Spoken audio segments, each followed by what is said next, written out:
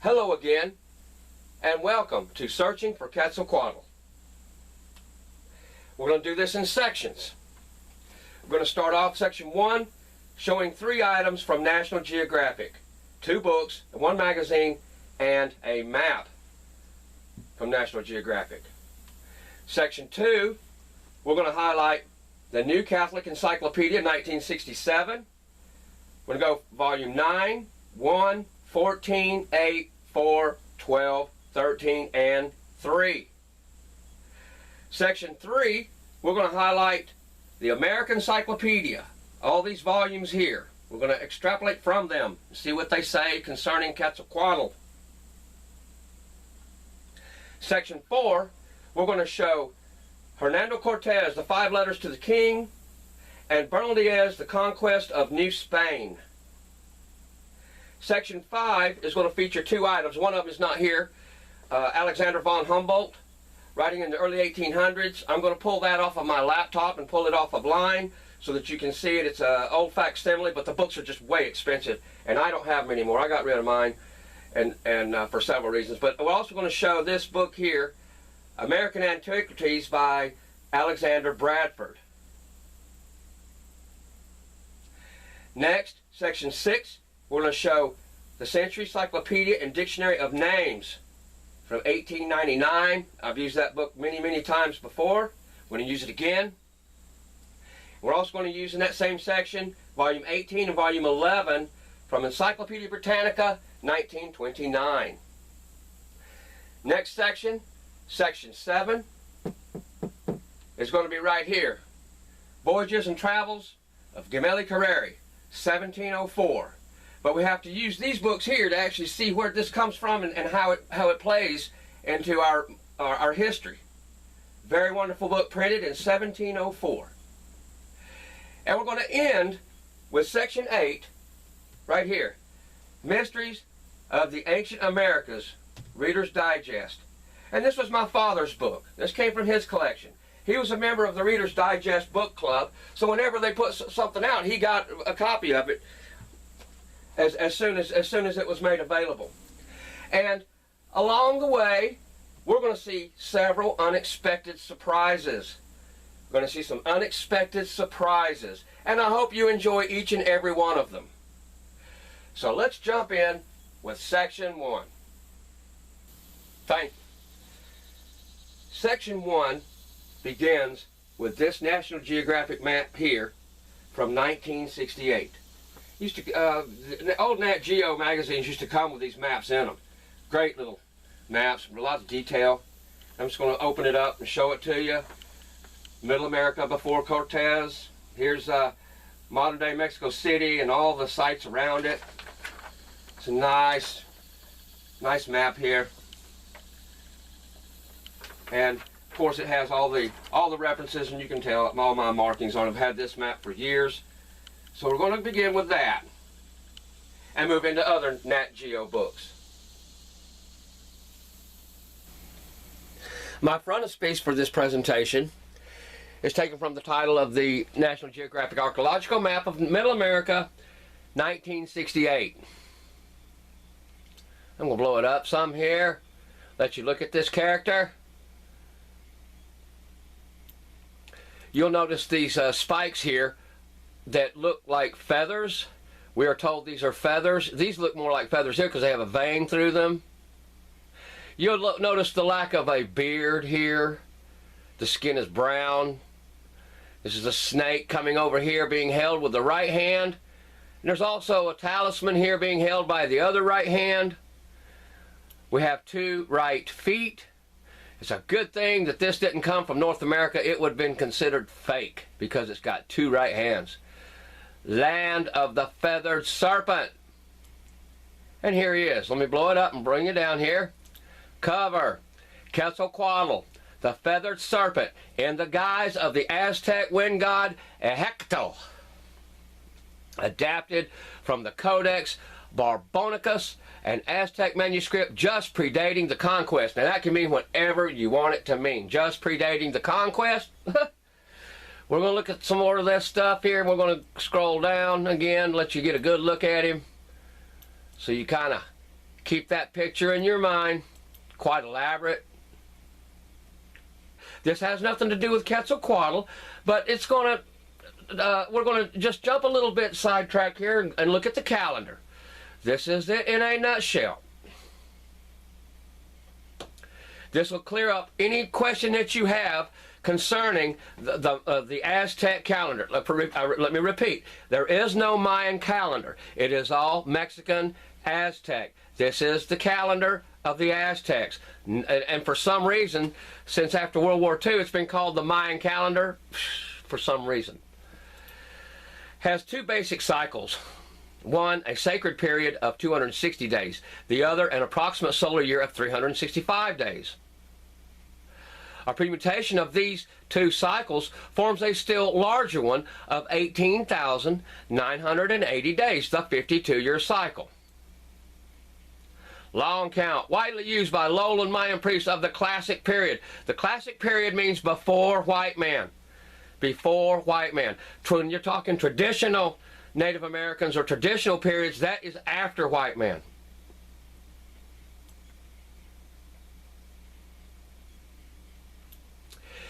It did so by stating the number of days that had elapsed since the first day of the Mayan calendar, usually equated to August 11, 3114 BC. Well, August, excuse me, I don't think the month of August existed anywhere near 3000 BC.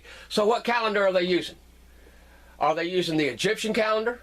It must be a Hittite calendar or a Sumerian calendar. Must be. That's all I'm saying. That's all I'm saying. Pick it up here. They found a Mayan tomb in Tikal, and they found this inscription on the wall. This is hand-drawn. This is hand-drawn. Beneath the introductory glyph represent, respectively, 9 periods. Get this now. This will be all clear. And this will explain how come the Mayan, the Aztec calendar is so much simpler than 12 months a year. 9 periods of 144,000 days. 1 period of 7,200 days, 1 of 360 days, 10 of 20 days, and 10 of 1 day. Products of these 5 multiplications total 1,303,770 days. An interval that, when added to August 11, 3114 BC, reaches March 18, AD 457. Now I wonder if that's Gregorian. That's got to be Julian calendar there. That's got to be Julian calendar. And of course, the Aztecs, they had a word for 1,303,770. That was in all their mathematics, wasn't it? Well, yeah, sure was. In the Mayan calendar, that day, part of a 260-day cycle was called 4-Oc. 4-Oc. Now, I want to challenge anyone, and you can't just go online and punch it in because those are wrong, is to provide today's date or anywhere near today's date with the Mayan calendar. I want to see if you come up with what I come up with for today's date. This is so much simpler than 12 months a year, isn't it? So much simpler. And I want to take your attention to over here, the glyphs. And I want to point out and get everybody on board, we all need to be on the same page, is whenever you see a handwritten or hand-scribed Mayan script like this, this is cursive Mayan script, cursive Mayan hieroglyphs, cursive. And when you see it carved like in a pyramid or on a stone wall or in a statue or temple or something, that is called block Mayan script. So I want to keep that in mind. But there it is. It's all simplified right here for you. All simplified. Now we come to one of the inserts of the map, and I really like this. This is Lake Texcoco. This is where Mexico City is today, around this area here. The Aztec Mexicans had an island out here that they had modified, and it was just absolutely beautiful, gorgeous. They had all these causeways. Here's causeways coming down here. So this one's about 2.5 miles long.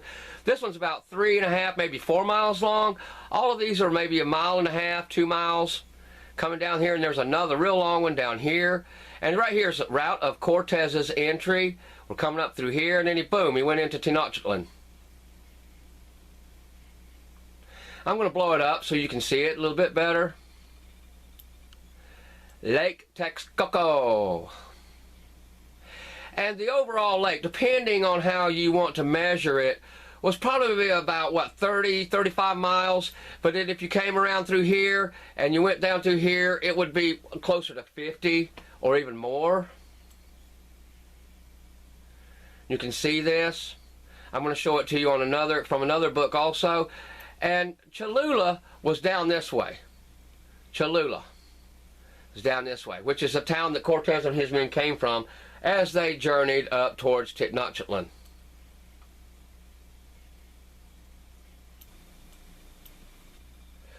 Our next item from section 1 comes from this book, America's Ancient Cities, also put out by National Geographic. Right here. Going to go to page 127. We're going to see right here, Temple of Quetzalcoatl, far right. Right, far right. Right there it is. Right there it is. This is the Avenue of the Dead, and it's got some other temples and huge pyramids over there.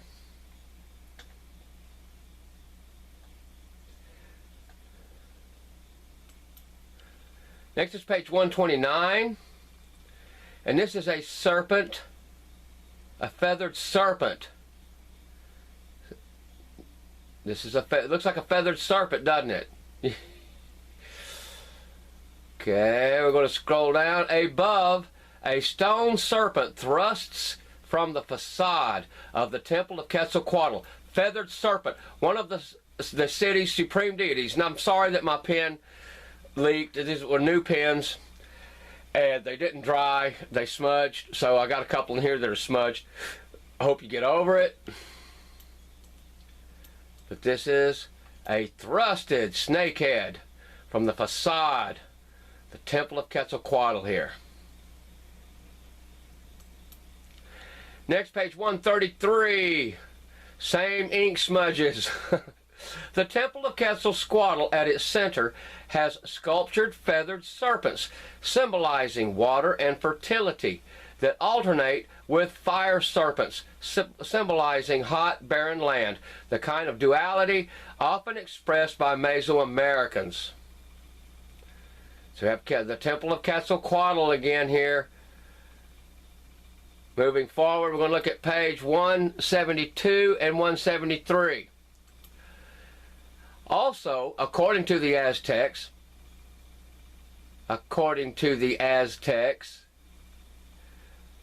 Quetzalcoatl, feathered serpent, ruled Tula as a benevolent priest king and worshiper of the god of the same name. In AD 987, gives away the taker of life. One myth says Quetzalcoatl set himself on fire.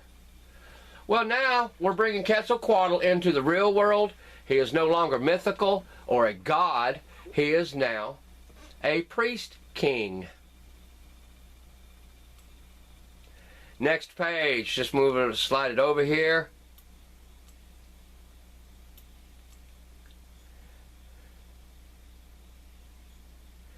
In Maya, his name was Kukulkan, feathered serpent. Oh, okay. In Maya, his name is Kukulkan.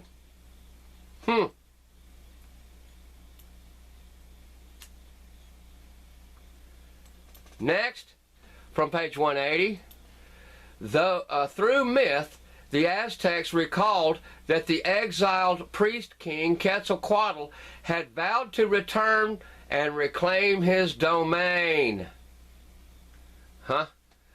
The exiled priest king was coming back, and he ruled here, but this is all myth. We're getting a little shaky here. Let's move forward to page 186. Sorry about the smudges. In this cosmic calendar, which we've kind of looked at, Aztecs saw Quetzalcoatl's prophecy fulfilled, for Cortez had arrived during the cyclical time the god had foretold.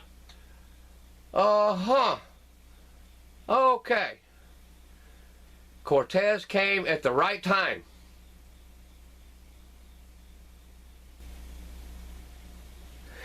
Next, we're going to look at this Nat Geo book printed in 1977. The Mysterious Maya. The Mysterious Maya. Here is as good of a title page as there is in the book. From 1977. We're going to look at it right here. Page 97. Kukulkan, or Quetzalcoatl as the Aztecs called him, is one of the most important figures of Mesoamerica. Central Mexican chronicles mention him as priest, ruler, god of Talan or Tula, capital of an empire based in the desert fringe north of Mexico City. Kukulkan.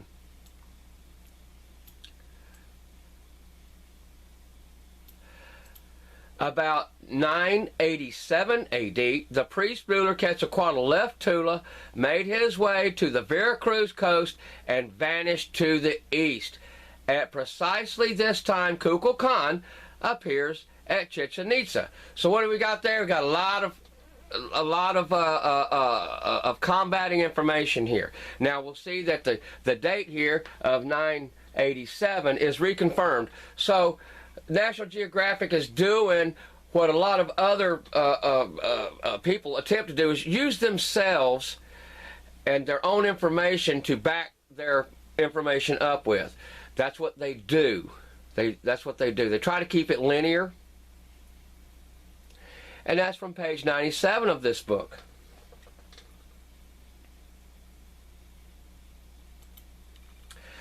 Next, we're going to look at a page I've taken from the National Geographic magazine from 1984, I believe is when this was published. And we're showing Tenochtitlan here, and here's our lake again without all of the clutter around it. I want to show you this. And I'm going to throw my two bits in here. Now, I used to have, when I was living down on the Mexican border and working in Mexico, I had a really big wall map of Tenochtitlan right here, this city, of this area right here. It was a map probably about 6 feet high and maybe 4 feet wide, and it was just absolutely beautiful. And when I left the area, I gave the man who owned the apartment complex there, Don Francisco, I gave him that map because he just loved it. It was gorgeous, and he just fell in love with it. And I never thought that I was going to be doing anything with it. I gave him that and a couple of other relics from my Mexican excursions, and I never thought I'd be doing this. This is not a new presentation. But here, we're going to see, we didn't see this in the other map. This is a dike that stretches all the way here, miles and miles. This is probably 8 or 9, maybe 10 miles long here, this dike here that separated this brackish water with the fresh water that they had. And they were able to put their waste into one section of the water and have it pull down, and their fresh water was not mixed with their sewage water. And they grew plants in the fertile sewage water or the brackish water. And here you see all of these causeways coming here, and a couple of these were accompanied with aqueducts. And this one here appears to be probably 6 or 7 miles. It's probably 2 miles here. And here you see the route of Cortez is still highlighted in red here. And you see that's a causeway here, here, here, and also down here. There's actually 2 causeways that go to and from this island here.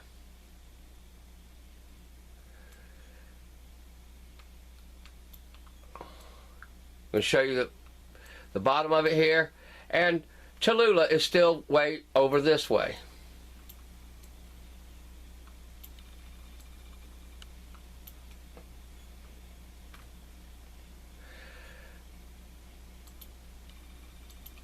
And this comes from the same magazine.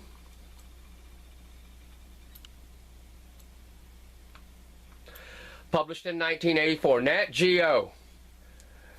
At Cholula, Doña Marina, brought word of a large force of Aztecs camped nearby, preparing for an attack. Now, first of all, I want to mention a little bit about Doña Marina.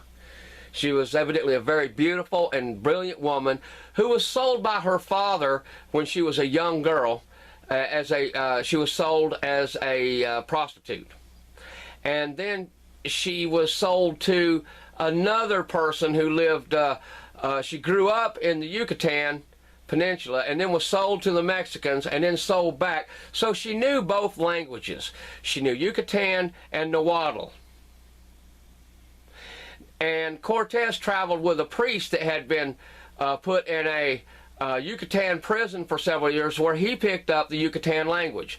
So how all this was translated was Cortez would speak Spanish to the priest would speak Yucatan to Doña Marina, and Doña Marina would then translate to the Mexicans in Nahuatl, primarily Moctezuma, so that they could understand. Now, do we see a lot of similarities there with Sacagawea? Just saying. Just saying. And we're going to look at this. It comes from page 454. At dawn, the Spaniards could see from their quarters large numbers of warriors entering the plaza around the great temple of Quetzalcoatl. Doesn't say that in Cortez. He never says that.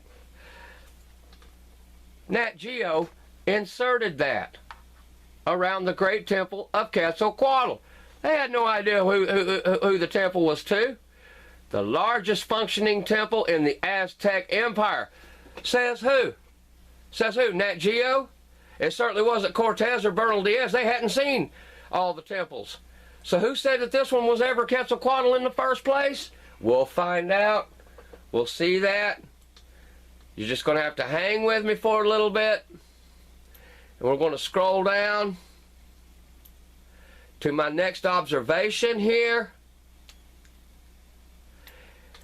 If indeed he, Cortez, was Quetzalcoatl, he had certainly returned as an avenging god. Well, wait a second.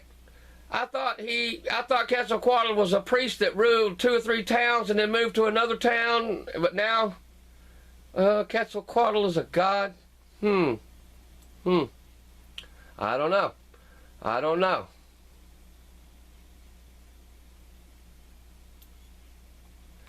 Moving forward, I like this. This is a picture on page 449. Picture of a hill there, and this has got a real nice surprise in it. I think you'll enjoy this surprise. You see the nice building up here, old Spanish mission.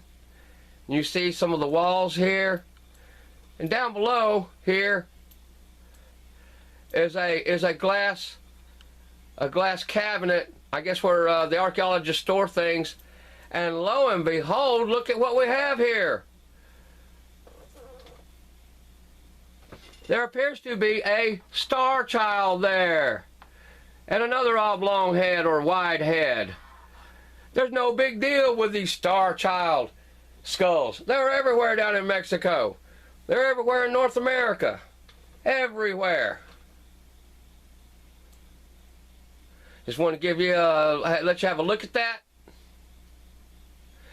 This comes from page 449, 1984. Long before the Star Child skull ever surfaced. I'm just throwing this in here. This is just an unexpected surprise.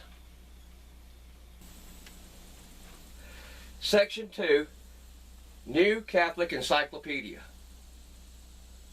We're going to look at these because most of what people know about Quetzalcoatl, well, all of it really, comes from these books. They don't realize it, but it's all right here. It's all right here. This is where it comes from.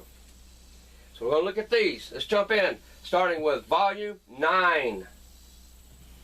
Okay, we're going to be jumping all around in the Catholic Encyclopedia, and we're going to begin right here in volume 9, page 763, under Mexican literature.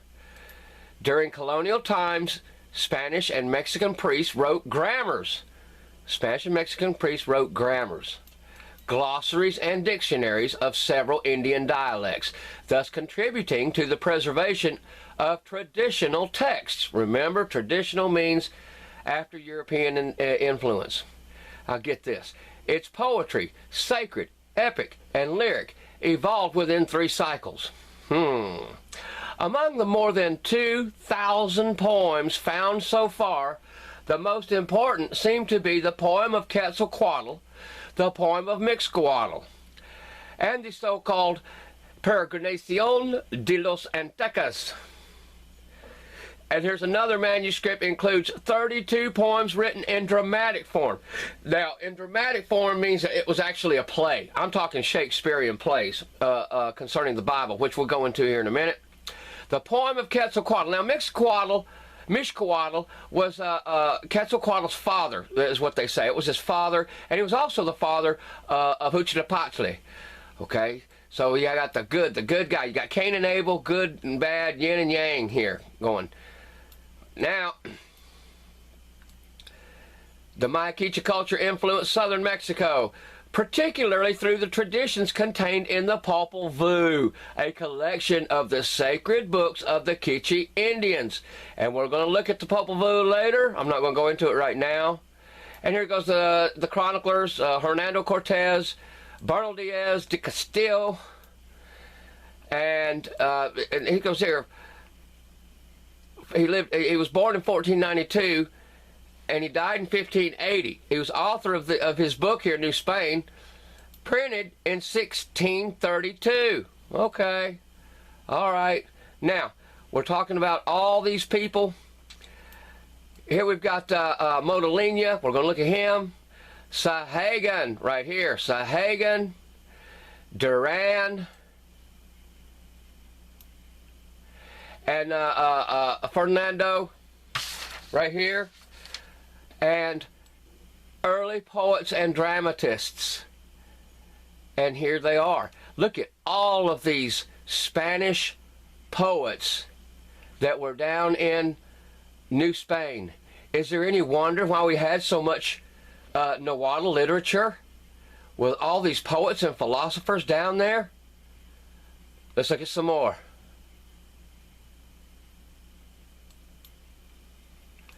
Next page, page 765.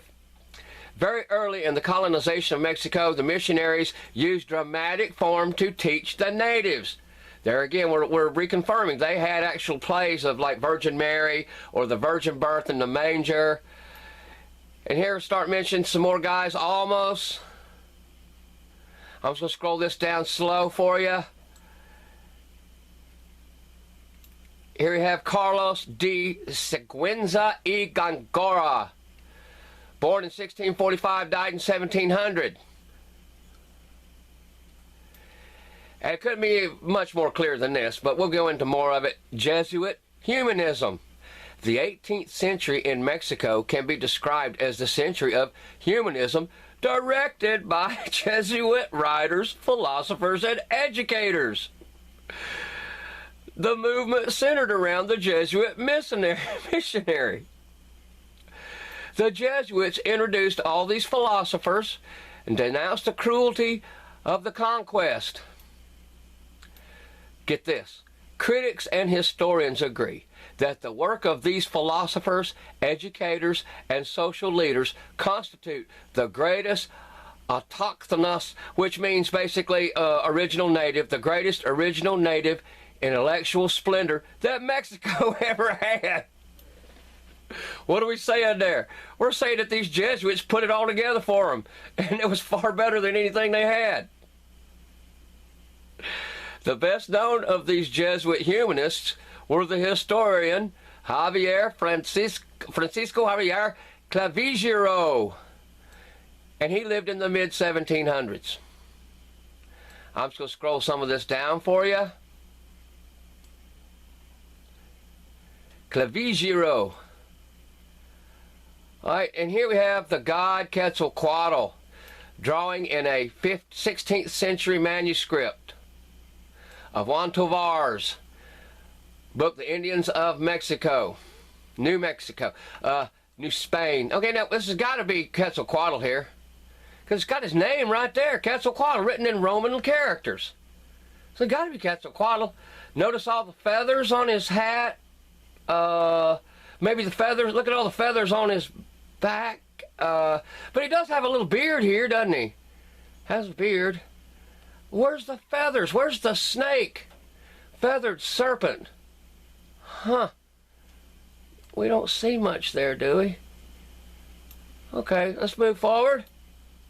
This is just a bibliography I want to show you concerning Mexican literature. You see that all these books here that they refer to, they're all after World War II.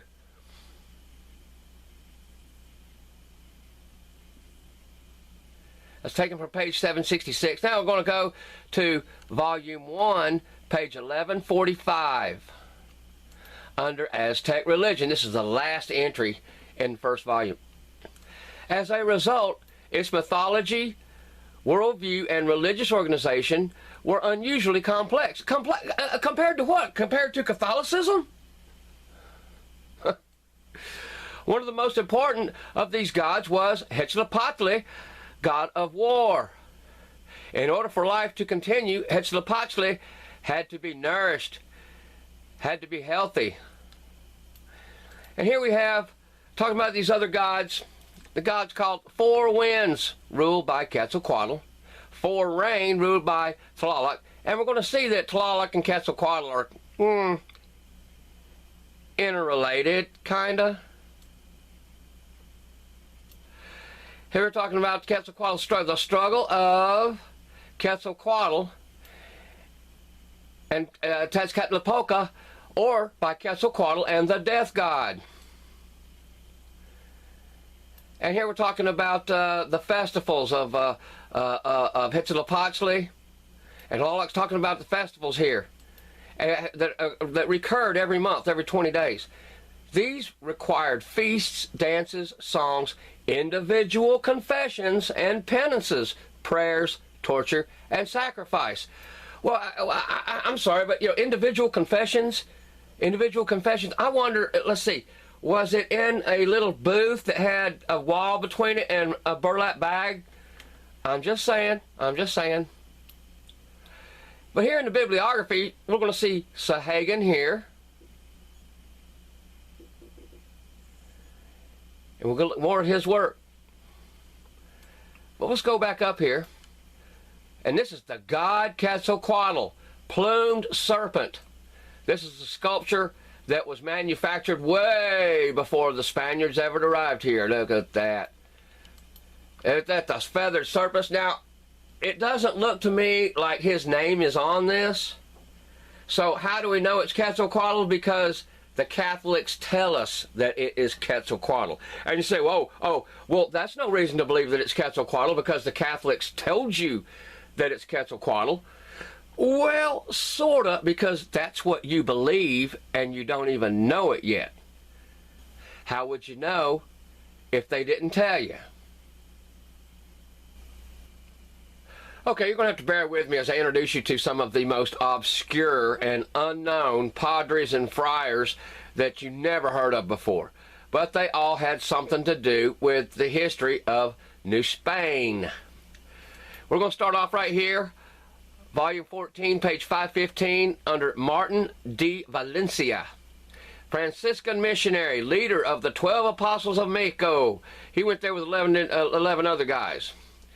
And we'll see here, he was going to establish the first Franciscan mission there. He arrived in 1524. That's even before the conquest was complete. He was head of the infant church in Mexico. And if we look down, he didn't learn the Indian languages. He spoke to them through interpreters. But this is the first head of the infant church in Mexico. Now we're going to see our next guy, Juan de Zumarraga. This comes from volume 14, page 1137. He was a member of the Franciscan Order, first Bishop of Mexico, 1527. The Franciscan and Dominican missionaries who worked zealously on the conversion of the natives. Yeah, they worked zealously on the conversion of the natives, didn't they? Yep.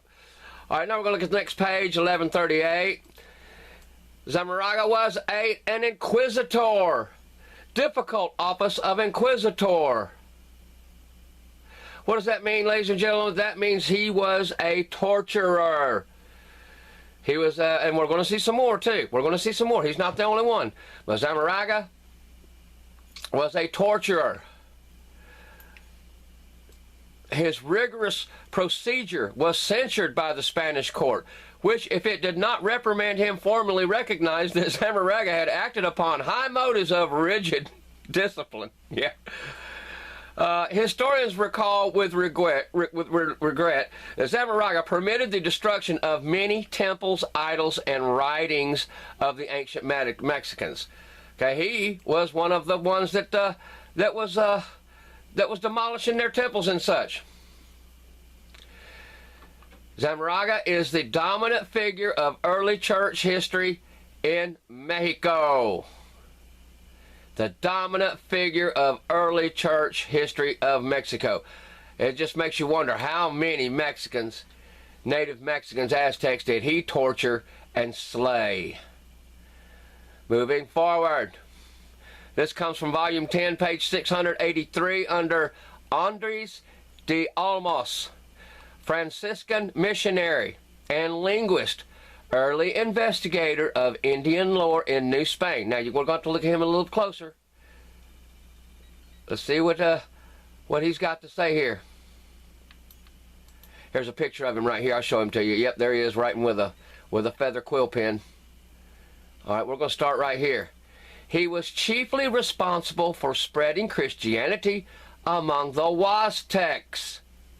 The Huastec, Totonac, Tapiwa, and the Chichimec tribes, often with great sacrifice. Yeah.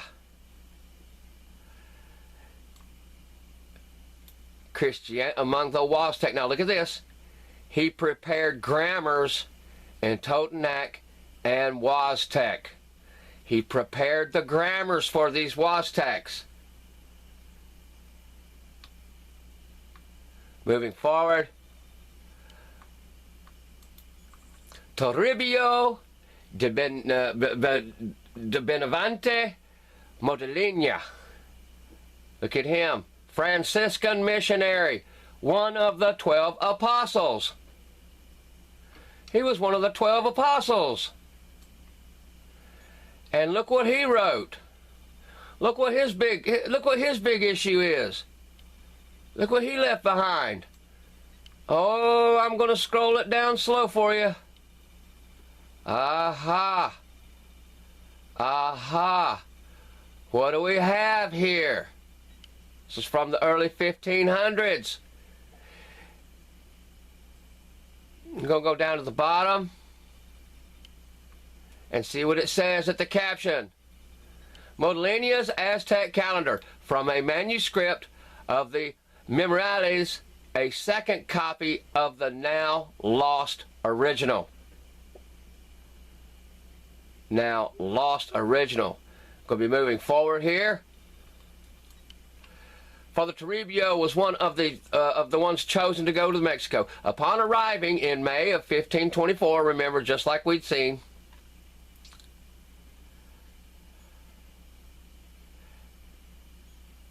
you hear, he traveled widely among the Indians west and north of Mexico City, helping to found the Spanish town of Puebla.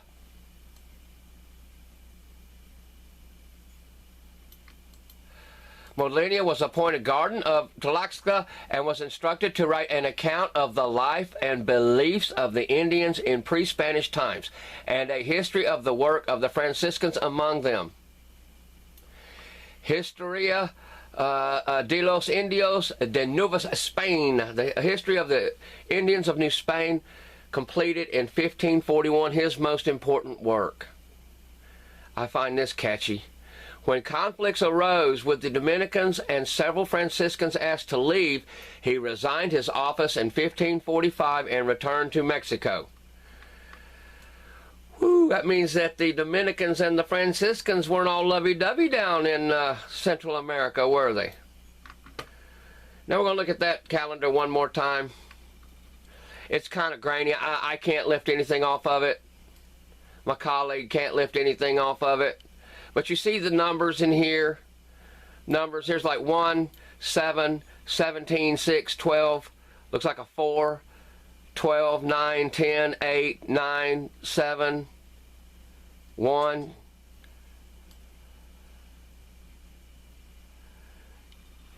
I'm going to stop here in the center of it, let you look at it there.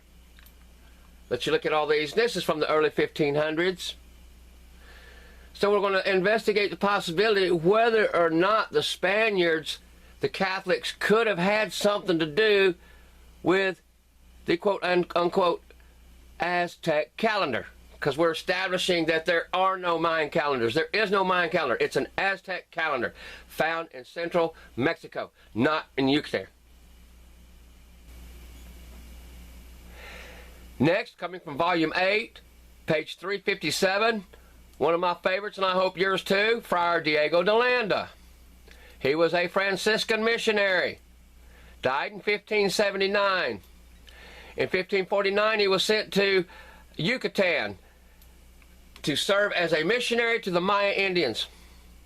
He quickly achieved mastery of the Maya language, of which he composed a grammar, now lost. And during his missionary labors in major centers of the native population, he acquired comprehensive knowledge of pre-conquest culture.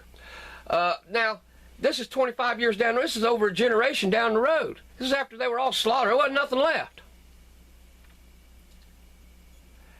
Going to scroll on down here. May and July 1562, De Landa made a sweeping inquisitorial investigation of survivals of native religion in the Shu district of Mani and adjacent areas.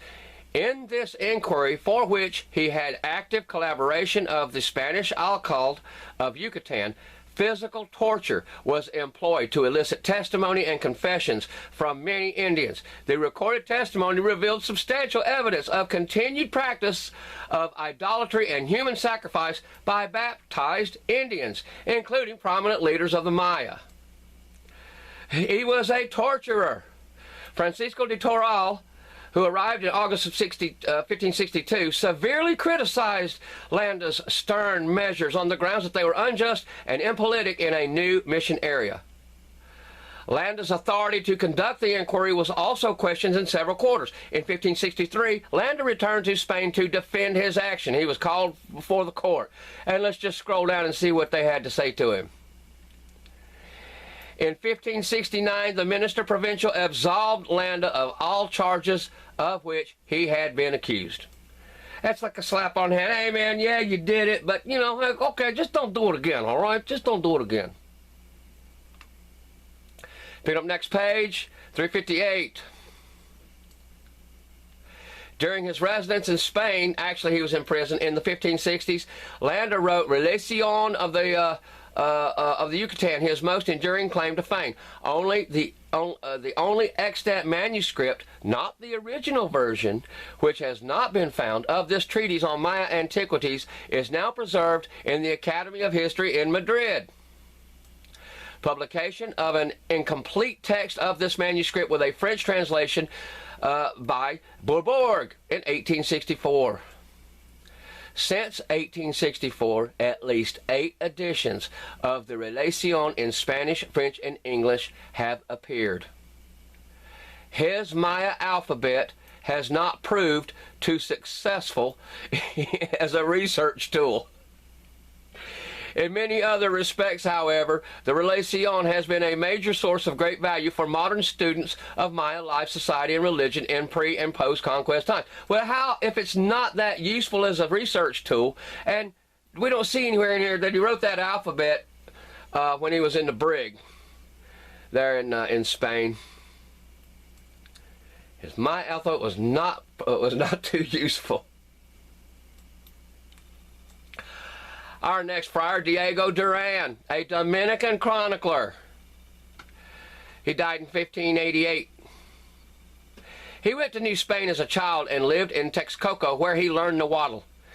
In 1556, he entered the order of preachers of the monastery of Dominic in Mexico City. His chronicle was begun in 1574 and completed in 1581.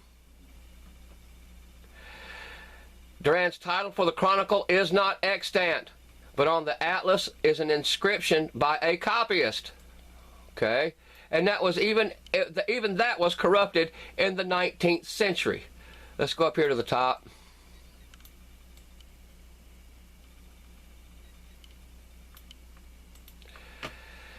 His history of the Indians is divided into 3 treatises on the Mexican calendar, on Mexican religious ideas and practices, and on the history of Mexico from its origins through the conquest, although it was not printed in the 16th century. Well, when was it printed? When was it printed? If it wasn't printed in the 1500s, where did it go? By 1880, most of the work had been published. By 1880, now wait a second, that's over 300 years down the road, isn't it? Morbus, Libro, Centesimo, Postmortem. All over again.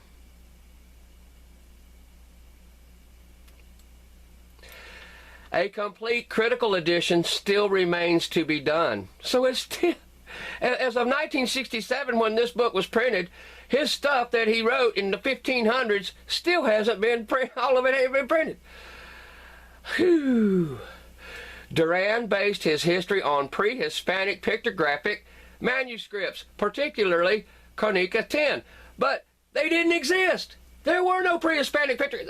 They were all destroyed. I mean, look, we've seen what, 2 or 3 friars that was just on and on again, just destroying the stuff. It bears great similarity to the works of Acosta Tovar and is complementary to Sahagun's History General. Well, there's no wonder there. They've sat on it for what, over 300 years. And here's Sahagun again. Duran had a more immediate knowledge of indigenous culture than most chroniclers because of his childhood in Texcoco as well as his missionary work. He also had great sympathy for that culture and did not wish to destroy it. He did wish to Christianize it, and this, he said, was the reason for writing the history. He felt, get this, he felt it imperative for the missionaries to understand the Indian religion if they were ever to be successful with evangelization. Well, why would you need to know the Indian religion forwards and backwards, inside and out? So that you could modify it. So you could modify it. So you could change it a little bit here and there. Oh, okay. That makes sense. Moving forward, Bernardino Sahagun. There he is, picture of him there. And he was a Franciscan historian, linguist, and ethnologist, considered the precursor of modern cultural anthropology and father of American ethnology. So he is the final word now. Let's see when he lived. He was born in 1499 and died in 1590. He was there. He was there. He arrived in 1529, and he found Mexico still suffering from the tremendous shock of the Spanish conquest and of the fall of the powerful Aztec Empire. 4 years before his arrival, the first group of Franciscan missionaries, under leadership of Valencia, had landed and had begun the work of evangelization. That's what I remember when we talked about the 12 apostles, the 12 Franciscan apostles. To this effort, Bernardino brought a profound knowledge of the Nahuatl language and culture, a deep love for the defeated Indians, and a strict scientific attitude. Talking about right here from 1530 to 35. He spent in the Valley of Mexico, famous for the floating gardens, doing evangelical work in the convents. There he learned the Mexican Nahuatl language and was fascinated by the native culture, still well preserved despite the trauma of the conquest. Now, what is it about the culture that was still, was it tamales and burritos and tacos and fajitas? I mean, I love Mexican food, or Nahuatl Aztec food. These, when you go to a Mexican restaurant, you are actually eating recipes that are hundreds and hundreds and hundreds of years old. There's no telling how old these are. There, Sahagun formed the attitude that he maintained for the rest of his life. The native culture was inestimable and in certain aspects superior to that being imposed upon the natives. It was necessary to study and to know this culture thoroughly, not only to be able to combat the pagan beliefs successfully, but also to be able to preserve it and to integrate it in the common heritage that he foresaw would be the national culture of Mexico. Can it be any plain? Can it be any more plain than that, ladies and gentlemen? Here it is in the Cyclopedia, Catholic Encyclopedia under Sahagun, that he foresaw would be the national culture of Mexico. He knew that what he was resolved to record would become, down the road, everything that needed to be recorded about him. He was the father of it, or one of the fathers of it. I'm just going to scroll down here before we go back up to the top.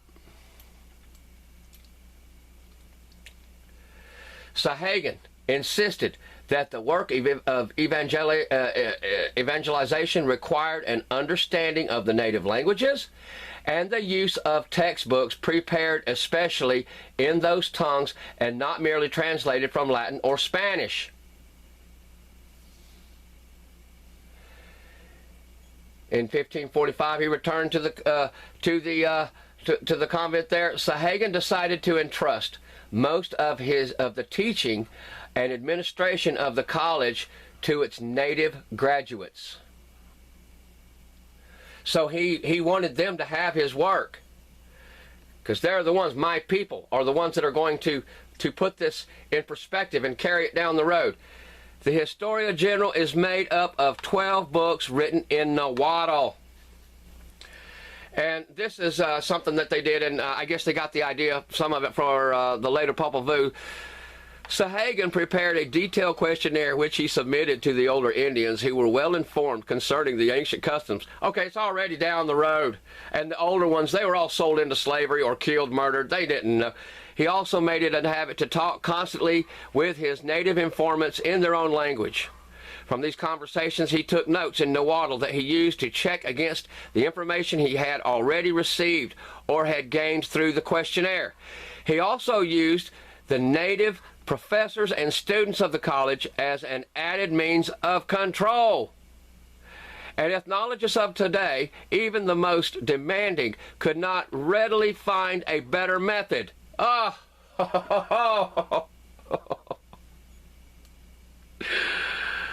the work of Sahagun unleashed a violent storm of opposition from those who thought that he was going to contribute to the survival of the pagan beliefs and to render the work of complete Christianization more difficult. For many of the adversaries of Sahagun, Christianization meant Hispanization without restriction. To this, Sahagun was opposed, for he wanted to preserve the most valuable elements of the Mexican culture.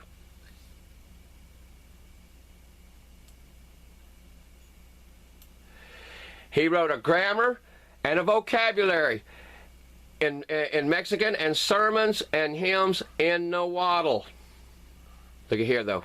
In 1578, when he was about 80 years old, Sahagun received the cruel blow of a royal decree confiscating all of the texts that he had gathered and documents over his 50 years of labor.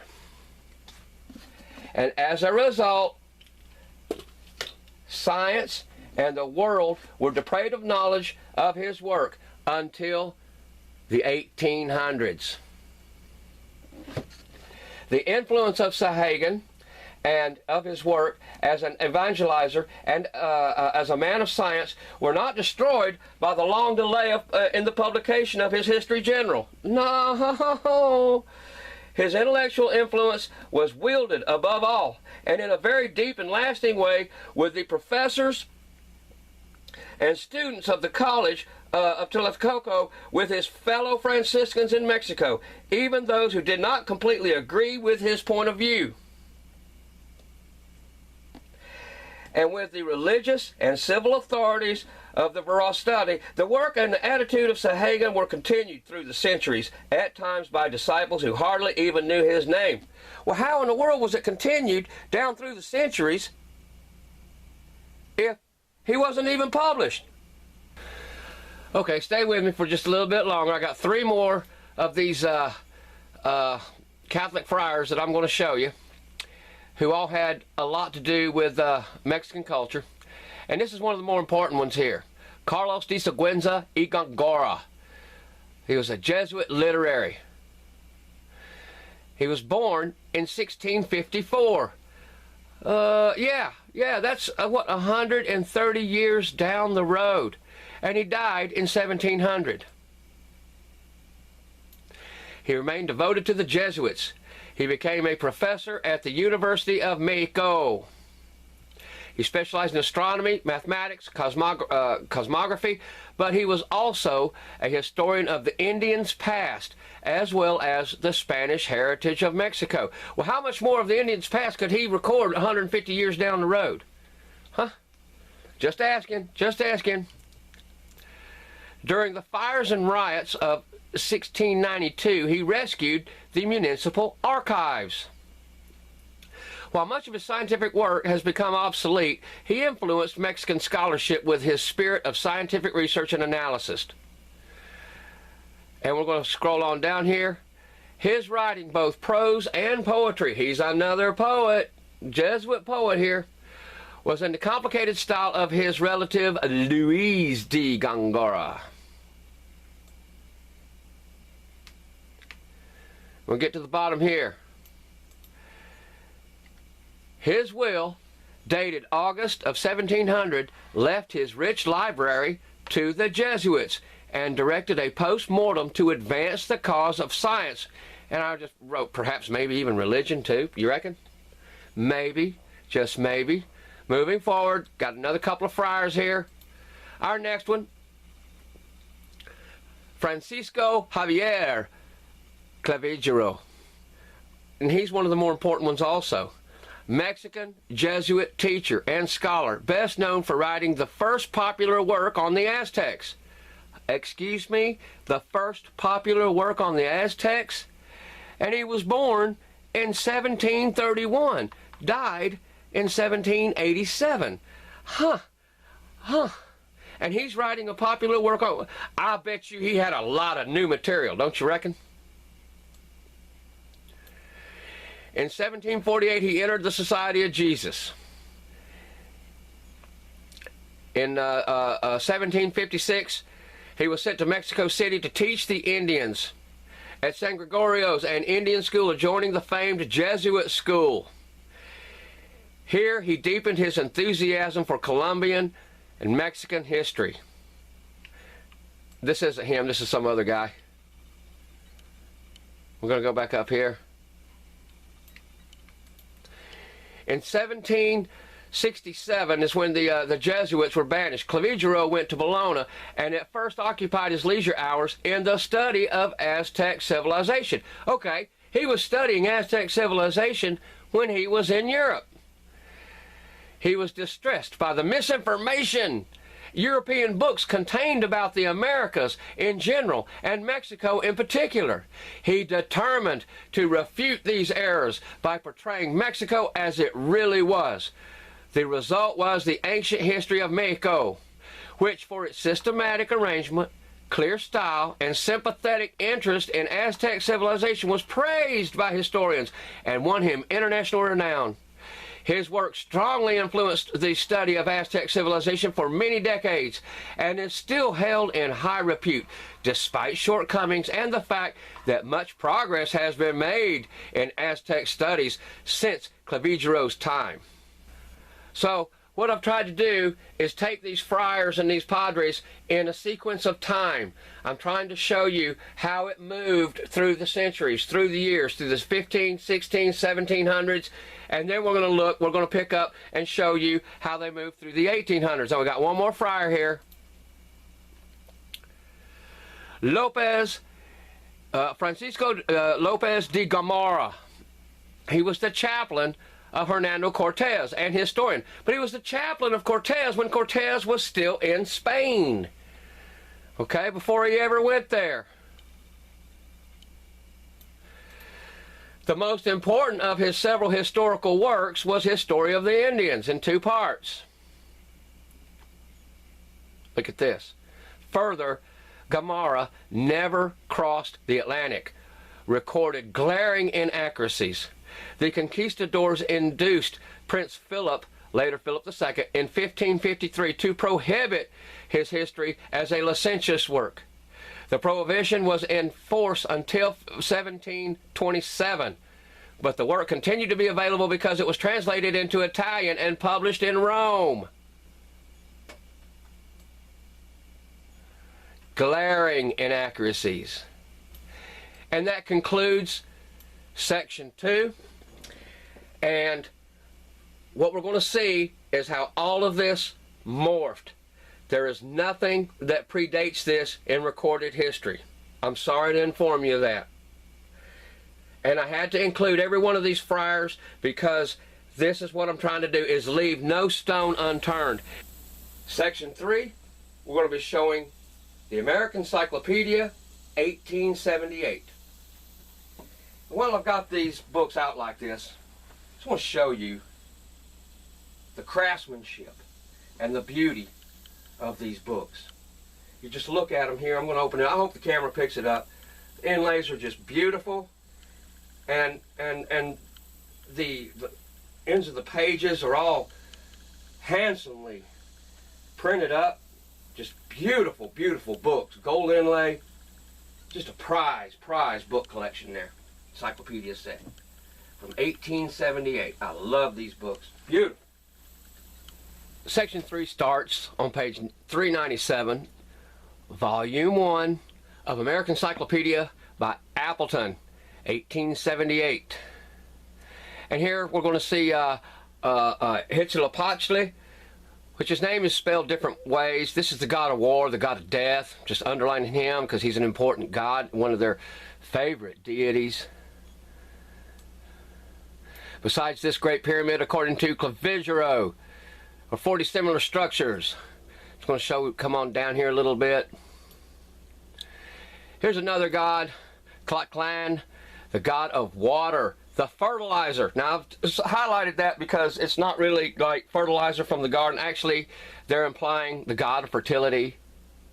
Another to Quetzalcoatl, said to have been the god of air, whose shrine was distinguished by being circular. Excuse me, but the one we showed previously, it wasn't circular, it was square, wasn't it?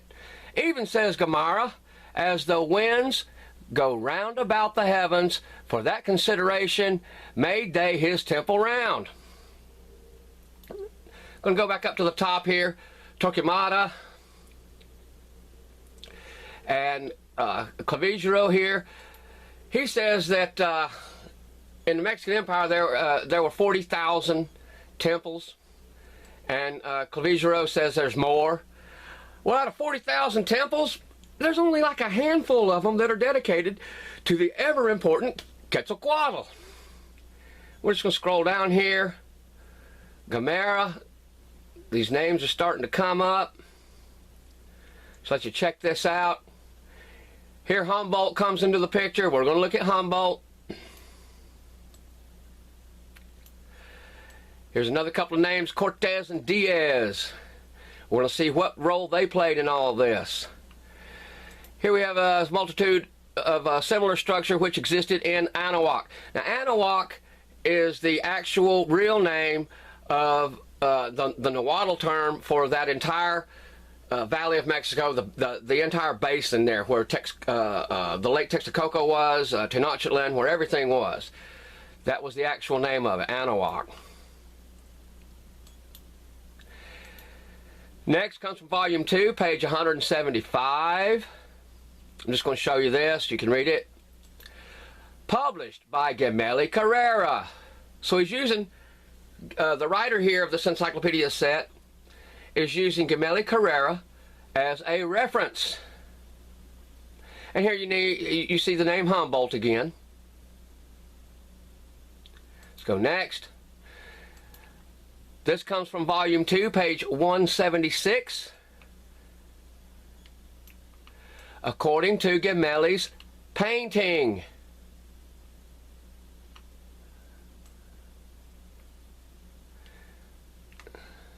Just going to scroll it down. Anybody can read this. Just take it on down. Here's your term, Anahuac again.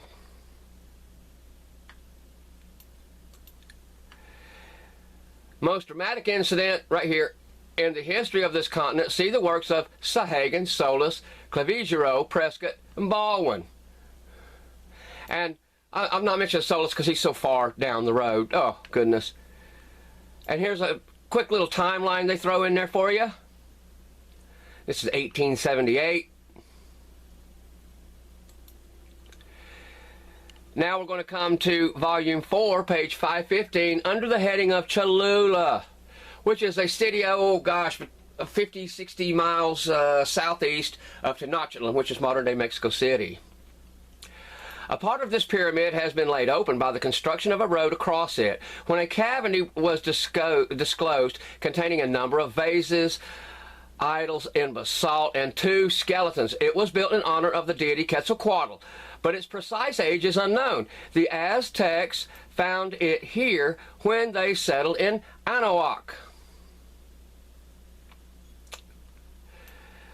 There's a lot of pomp and circumstance, a lot of festivals and processions, while on the summit of the Great Pyramid rose perpetual flames from the temple of Quetzalcoatl. But excuse me, and none of the round temples had perpetual flames, and the one I showed previously with Nat Geo, it didn't have perpetual flames. But Hutzi's, I'm going to call Huitzilopochtli, Hutzi, his temple did have flames on it. Had flames everywhere. And here we go talking about the temple of Quetzalcoatl. This temple, a magnificent structure and an object of profound national reverence, contained an image of the, let's scroll down past the picture here, of the god wearing about his neck a golden collar, in his ears pendants of turquoise, and on his head a mitre with plumes. That proves it right there. That proves it right there. And here we're talking about 6,000 human beings were sacrificed every year. That's 16 or 17 on a good day. Did they take any days off? I don't know. But that's a lot of dead bodies that have to be discarded. Okay, we're going to jump forward to Volume 9, page 24, under Huastecas. Under Huastecas, remember we saw that earlier. See Quetzalcoatl. Okay, let's go look at Quetzalcoatl. Same book, set 1878. Page 149, volume 14, under Quetzalcoatl. And here it is. The serpent, or the twin with peacock or trogon feathers. The name of a mythical personage introduced into Mexican mythology by the Huastecas, a branch of the Mayas, who came according to tradition. Okay, remember, tradition means according to, after the Europeans arrived in boats along the coast and settled at Panuco. This mythical personage appeared in a long white robe, holding a staff, and introduced the honors paid to the cross. He taught the people many arts, introduced a system of worship. I confess to you, Almighty God, and you, my brothers and sisters, I sin to my fault, my thoughts, my words, what I've done, what I failed to do. Yeah, I'm sure he introduced liturgy and Eucharist. I'm just making that up. And finally, the Yucatan, according to Mexican tradition. See the word, notice the word tradition. You got to watch that carefully. Though in Yucatan, where he is known as Kukulkan. Wow. Wow, where did that come from? They make him return to Mexico. The accounts given of him are not always consistent and may apply to a series who bore the name. He was ultimately honored as a god, and especially as the god of rain. Well, god of air, god of wind, god of rain. Yeah, what next is he going to be the god of? The religious ideas introduced by him were not confined to the Huastecas, but extended to the whole Mexican Empire. Well, I'm sure so. I'm sure so. Now, just as a side note, right here next to it is the Quiches. We're going to see a little bit more about, or we have seen some. I'm just going to scroll this down, let you look at it. I'm not going to go into them. I'm not going to go into them, just, you know, just if you want to check that out. And that concludes Section 3. Section 4. 5 letters of Cortez to the Emperor, and Bernal Diaz, the conquest of New Spain.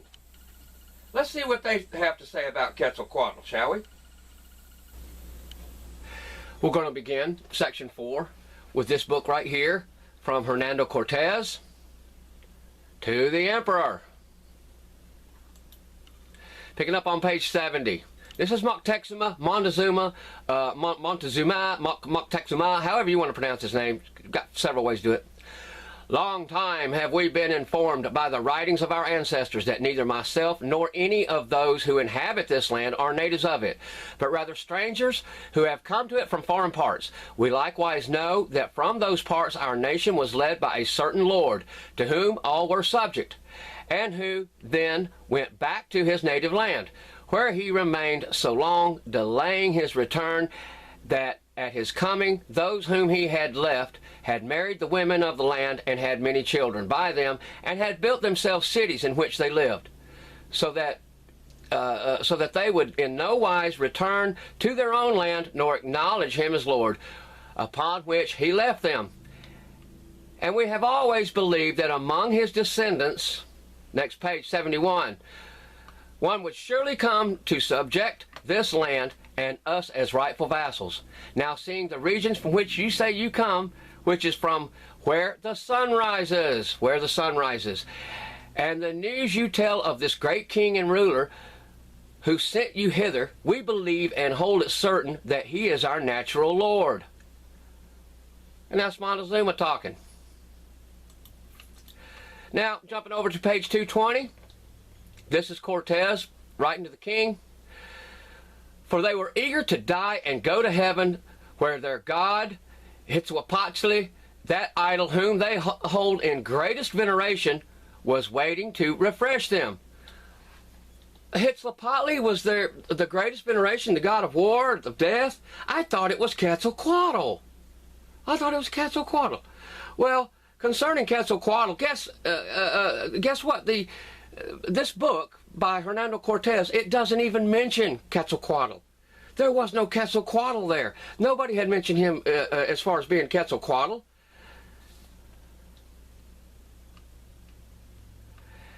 And I want to show you this last item. It's by Gomara, which the Catholic Encyclopedia says that he wasn't always very accurate. And I felt like showing you this. You can take it for what it's worth. Yucatan. Well, what does that mean?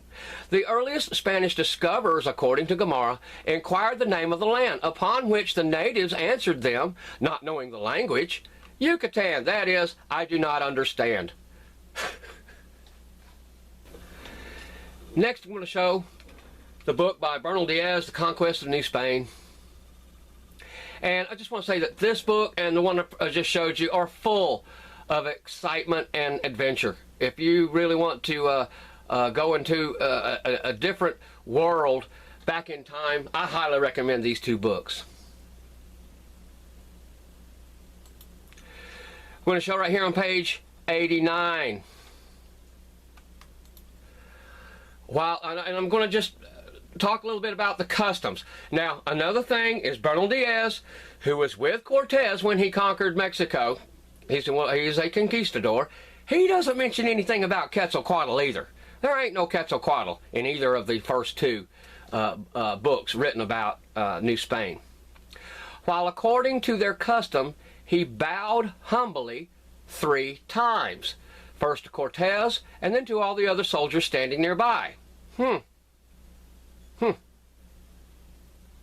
he bowed 3 times. Here we go. Making their sign of peace, which was to bow the head. With one hand on the ground, kiss the earth, prostrating themselves 3 times and burning copal, which is Mexican incense. They bowed 3 times. After making 3 most respectful obeisances, which is bows, fancy word for bows, before us they burnt copal, touched the ground with their hands, and kissed the earth.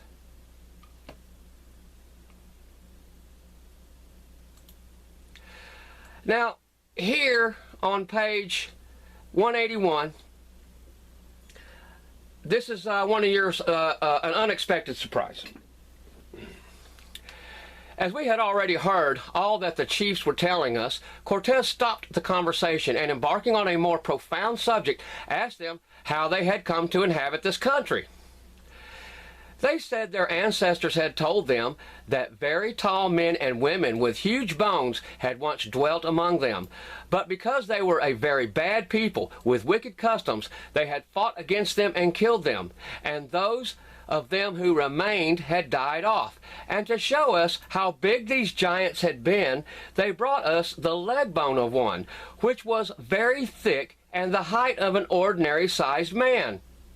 And that was a leg bone from hip to knee.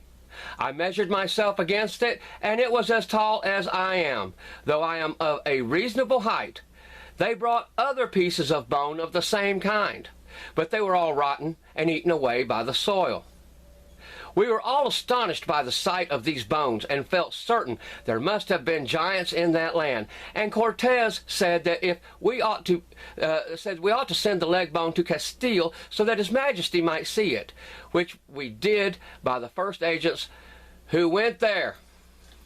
So here we're talking about a leg bone, a hip bone that was, say, 5 feet tall. Well, that giant had to be 20 feet tall. Now, I'm doing this so that the people who are into giants, here's you a bone that you can run with. I'm throwing you a bone, literally, this time. You can try to track some of these down, see if they're still in Spain.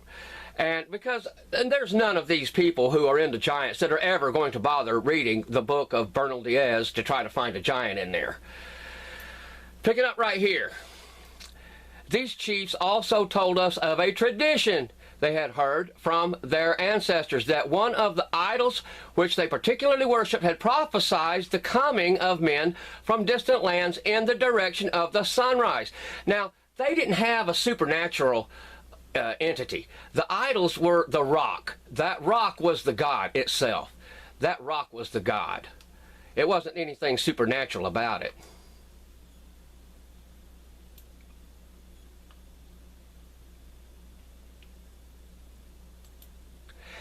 Next, we're coming to page 206. When these chiefs came before Cortez with the present, they touched the ground with their hands and addressed him after the usual prostrations. They were bowing to him. Next, page 220. He ended by saying that we must truly be the men about whom his ancestors had long ago prophesied, saying that they would come from the direction of the sunrise. The direction of the sunrise.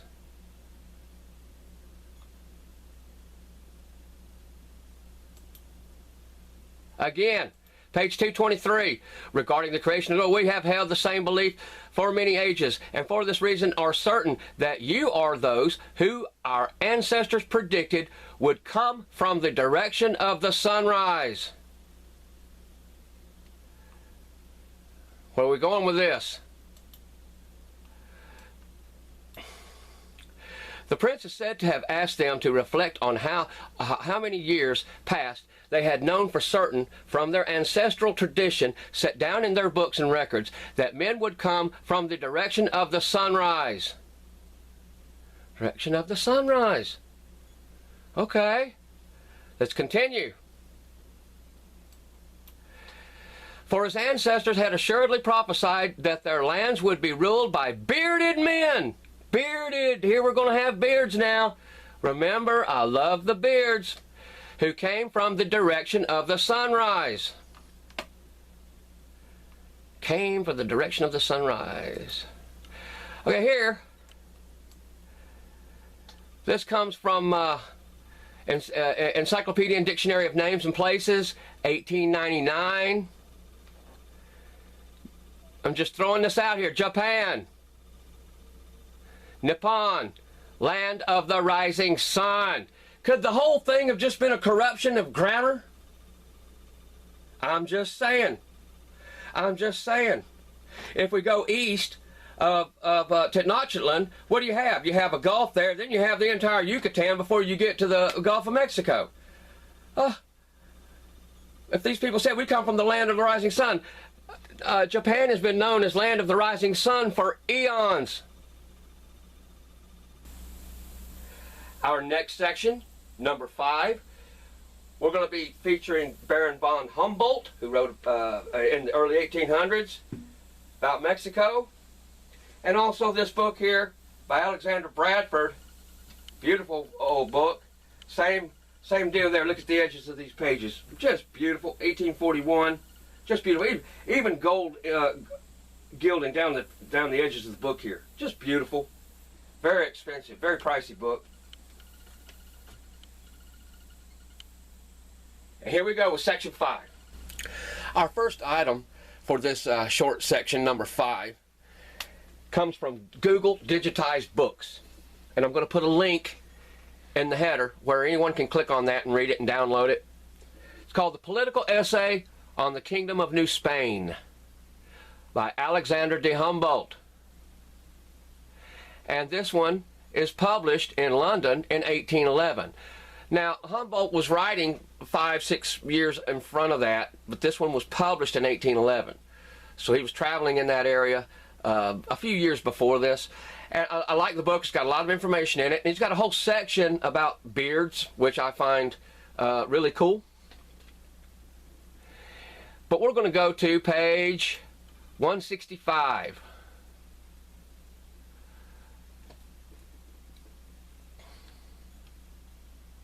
And scroll it up a little bit here.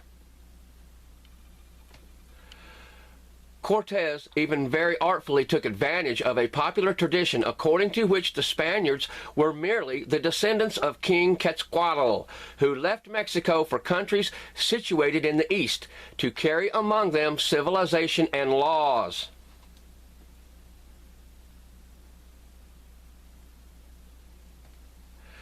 The ritual books composed by the Indians in hieroglyphics at the beginning of the conquest, of which I possess several fragments, evidently show that at that period Christianity was confounded with the Mexican mythology. The Holy Ghost is identified with the sacred eagle of the Aztecs. Next, we're going to look at this book, American Antiquities and Researches into the Origin and History of the Red Race by Alexander Bradford. This is printed in New York in 1841. Let's come here. It's taken from pages 76 and 77. I'm going to start right here. To the east of the holy city of Cholula still stand the ruins of the celebrated pyramid estimated to have been the largest in all Mexico and sacred to Quetzalcoatl, the god of the air.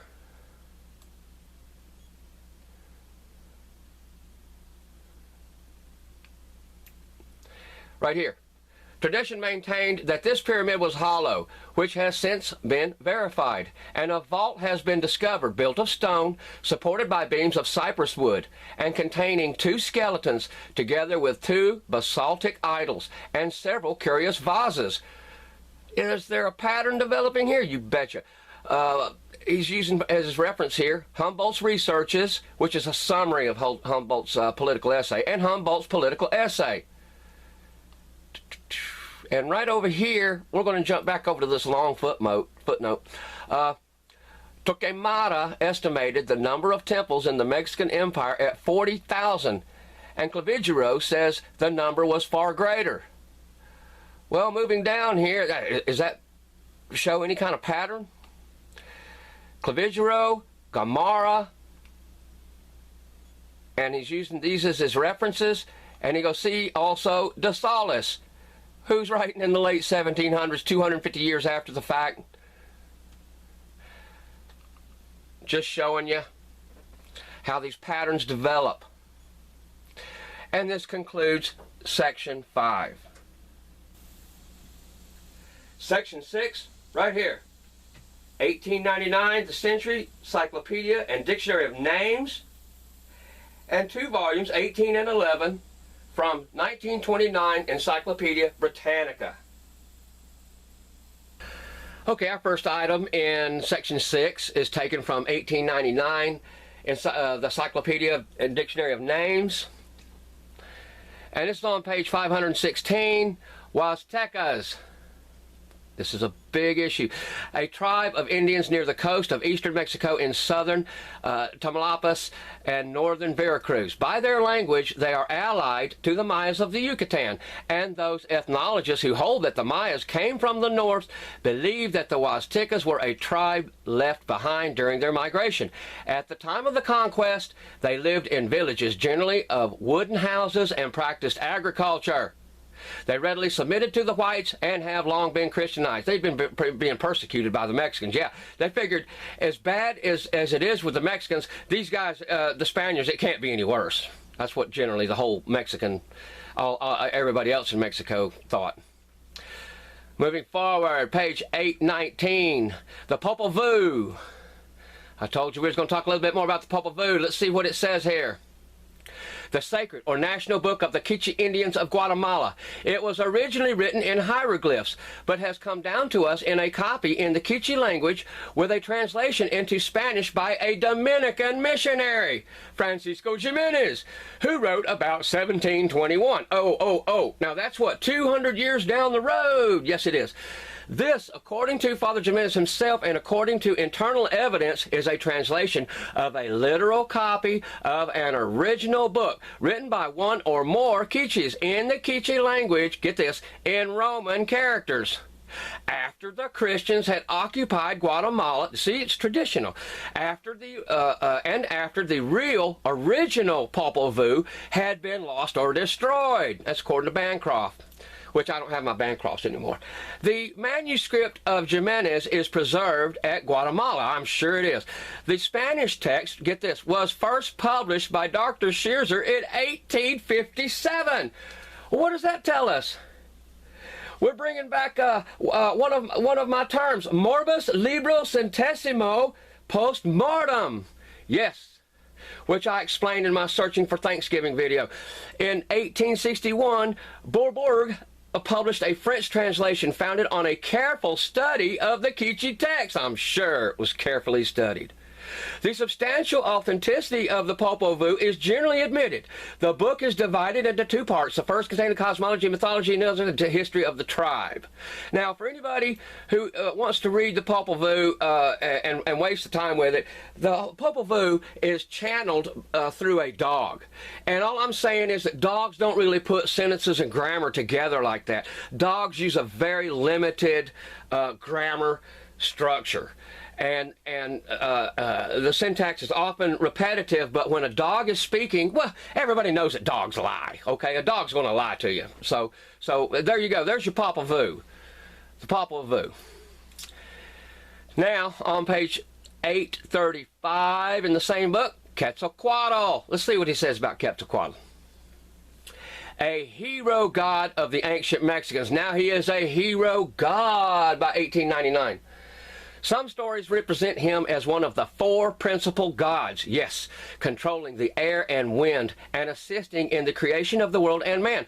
But commonly, he is a man with more or less supernatural attributes, and there are various confused accounts of how he came from a distant country in the time of the Toltecs or before them and ruled in Anahuac for many years with great wisdom.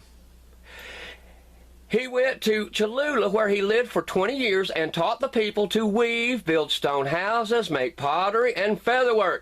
But because he wished to abolish human sacrifices, look at it, he wished to abolish the human sacrifices. And you'll notice his temple is right next door to where the human sacrifices are taking place. He wished to abolish human sacrifices. He was opposed by the priests, and at length journeyed to Tenochtitlan, probably on the Gulf Coast, and disappeared over the sea.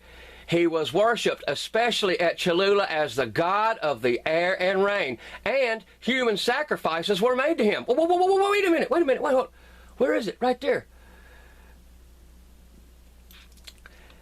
He wished to abolish human sacrifices, and human sacrifices were made to him.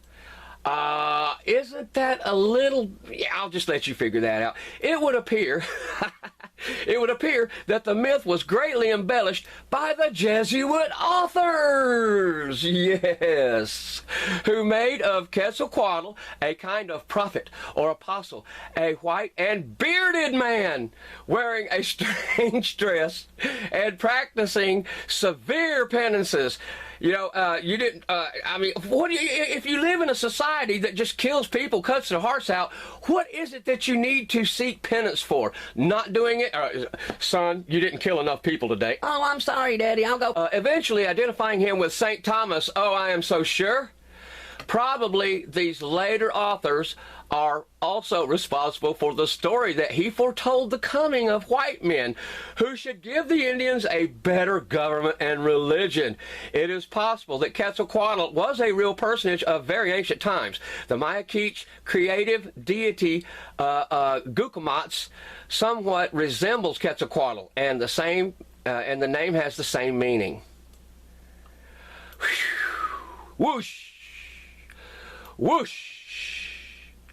Our next item in section 6 comes from the 1929 Encyclopedia Britannica. We're going to see on page 848 here, comes from volume 18, we're going to see what Encyclopedia Britannica says about Quetzalcoatl. It's down here. Oh, wait a minute. Huh? Well, where's Quetzalcoatl? Where's Quetzalcoatl? I don't see Quetzalcoatl. Quetzal, one of the most beautiful birds, inhabit the mountains of Central America. The bird, well, guess what? He ain't there. He's not there. Huh. Now scratch your head over that one. Okay, let's continue. Let's go to volume number 11, 1929 Encyclopedia Britannica. Huastec, a people of the Atlantic coast of Mexico. They formed an isolated offshoot of the great Maya family of Yucatan and Guatemala, but decisive evidence is lacking as to whether Huastec speech represents an archaic form of the Mayan language and the people a remnant left behind in an ancient southward migration of the stock, or the reverse.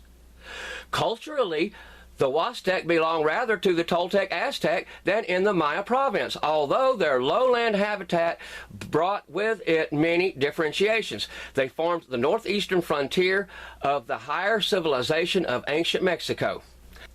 And this will conclude section 6. Section 7, we're going to highlight this book here from 1704. And this is part of a 2-volume set, which is actually 2 volumes within 2 volumes, 4 volumes. Voyages and Travels of Gemelli Carreri. This is volume 2. I don't have the other book out. These are very fragile. They're usually kept in plastic Ziploc bags, but I just brought it out for this video. Figured I can splurge and show you the book. It's a beautiful old book. It's still intact. The pages are good, but it's very fragile. Now let's look and see what he has to say about Quetzalcoatl. We're going to be spending more time in section 7. There's a lot more detail to cover. And I just want to show you here, this is how I read these old thick books here. I stack 2 sets of, a set of books over here and a set of books over here, and then kind of space them to where the pages just slightly fall open. It saves stress on the back binder there. Open them up just enough to get my camera in there, and this is how I have to read them too. I don't touch the book. I just use my I use rubber gloves when I'm handling them, and I have to stand over the book looking straight down on it to read it. It's quite cumbersome, but it gets the job done and it's easy on the book. This is the title page here next. You'll see in 4 volumes, And just going to scroll down here. Printed in London. Right here's the date. MDCCIV, which means 1704. So this book is well over 300 years old. And a lot of people in the 1800s and late 1700s used this book as a reference. A Voyage Round the World by Dr. John Francis Gemelli Carreri, and you'll see his name spelled different ways. You have 2 R's or an A at the end. Containing the most remarkable things he saw in New Spain. This is on page 501 where our section begins. And here, of the original of the city of Mexico, its conquest, and the chronology of its kings. And I'm going to pick up right here. The man, according to the character by which his name is expressed, was called Koshkosh, and the woman Chechequatzal. This couple coming to the foot of a mountain which according to the picture was named Kukulkan. So we have a mountain now named Kukulkan. I'm just going to scroll down here.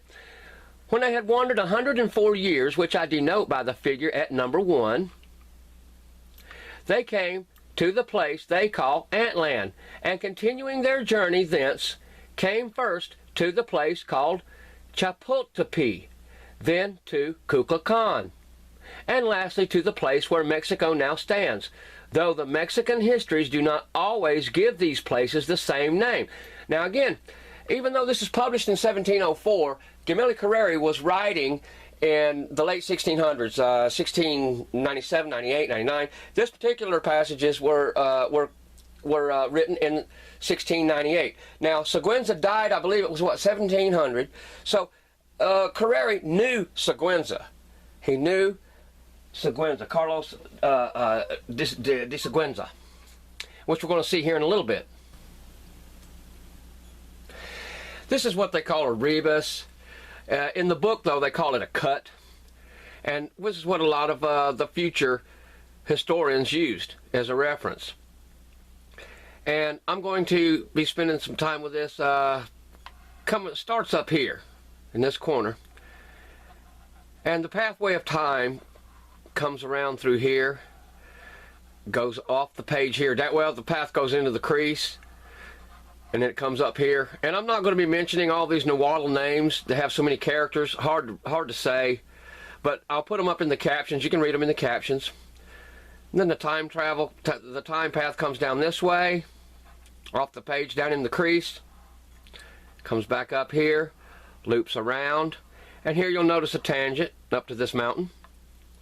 And the timeline continues this way, and goes back up this way, curves over here, comes through here, goes around there, comes up through here, goes through this mountain, and comes into this courtyard. And you may notice that this whole section here is upside down, but we're going to look at it right side up.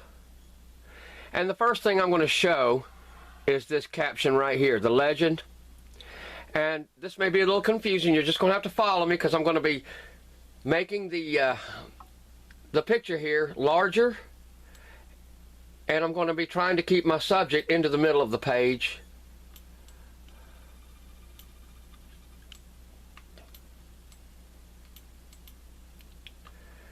And we're going to start right here. The copy of an ancient picture kept by D. Carlos Seguenza. Now, if you need to refresh on Seguenza, go back to section 1 and you can read about him. Seguenza and Carrera knew each other. In which is drawn and described the road the ancient Mexicans traveled when they came from the mountains to inhabit the lake, called at present Mexico, with the hieroglyphics signifying the names of places and other things. Now we're going to come over here and start. I'm going to blow it up a little bit bigger. Okay. And first thing I want you to notice is right here, you'll see this bird. It's supposed to be an eagle, but it looks more like a goose to me. And he is standing here on a tree, and the tree is planted on a rock. and there appears to be water around the rock. Now what this guy here is doing, laying in the boat with his hands up, is anybody's guess?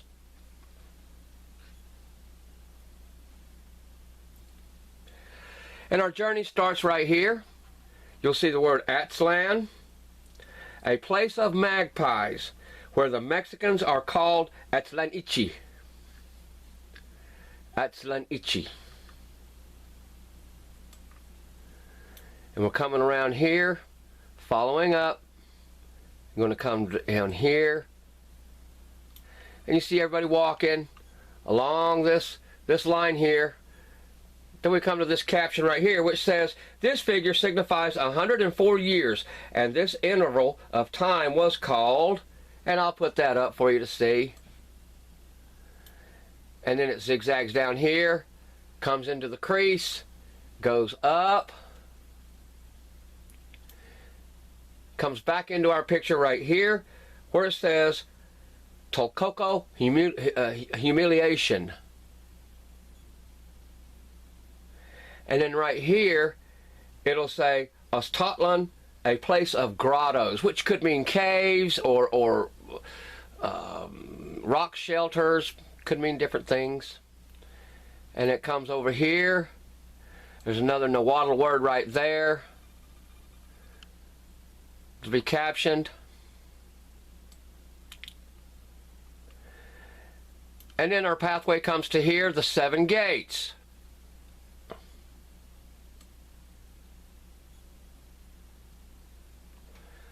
Right here is the wall of many stones.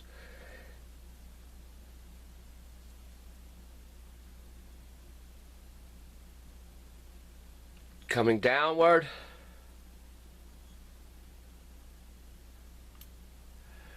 we see a place of divine fruit.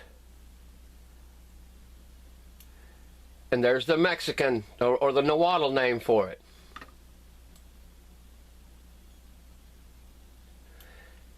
Here's the next Nahuatl name.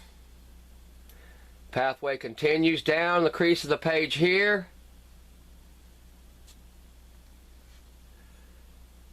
And you can't hardly see it, but right here it says, an herb with broad leaves. An herb with broad leaves.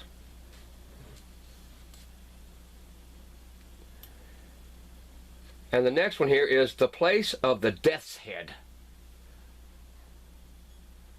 Comes back into our page here.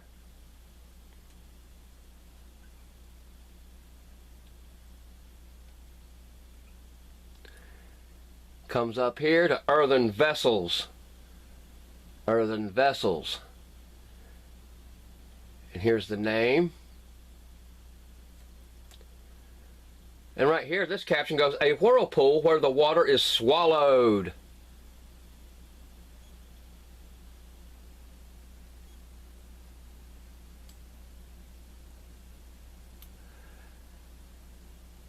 Right here is the place of the eagle.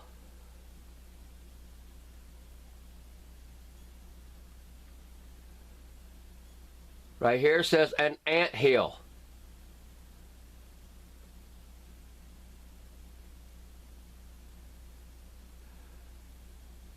The place of precious stones.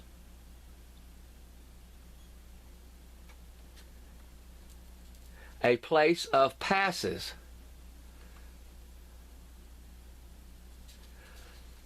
Right here goes a knot of rushes. And then we're going to go back up.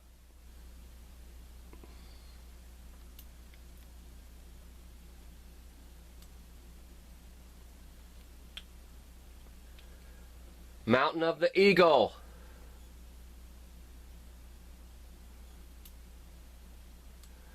Here's some more.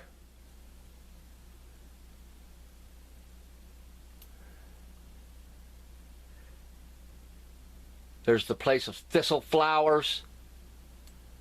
Comes back around this way.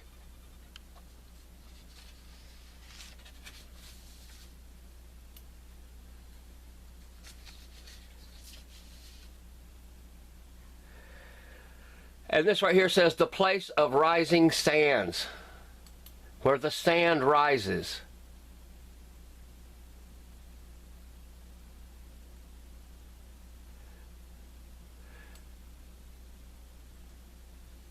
The name of a bird.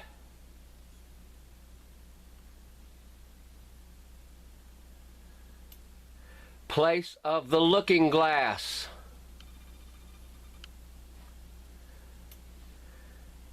Flower of arts. Coming down this way, here's the next Mexican place. Right here it says the place of the stone called Tepettate. Tepettate. And here's all our dots. And the dots, again, represent the years. How many years they stayed at each place. Here's your Nahuatl name here. God's monkey. This is very interesting here. The hill of grasshoppers. And the pathway comes through that hill and comes into this courtyard.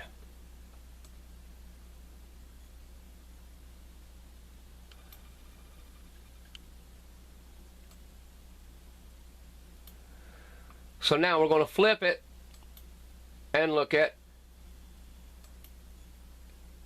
the path after this courtyard here. It appears to be some severed heads.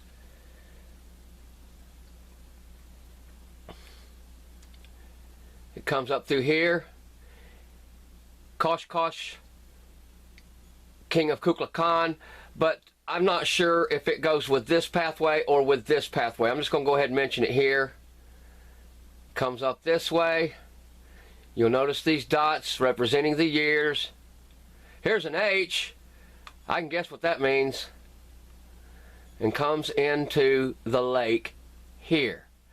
And I'm assuming, even though it doesn't say it, that all of these reeds and these rushes are all growing. These are plants that are growing down in the lake.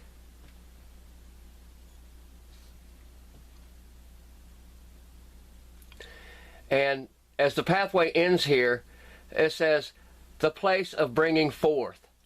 And even though this guy here appears to be lying down on the ground, he appears to be diving, like maybe diving into the lake.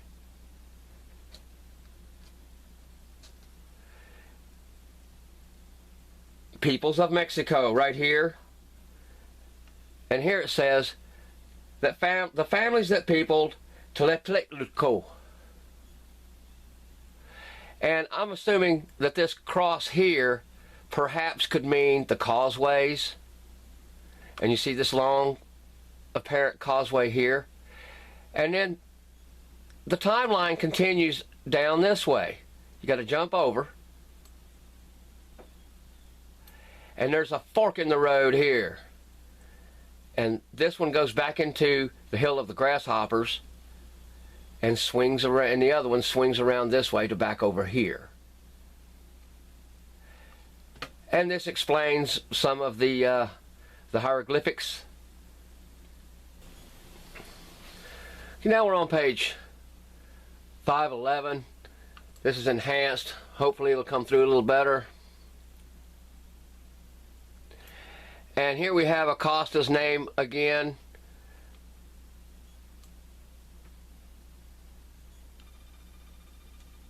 I'm just going to scroll down slow. Somebody may want to read this. What I want to show you is down at the bottom.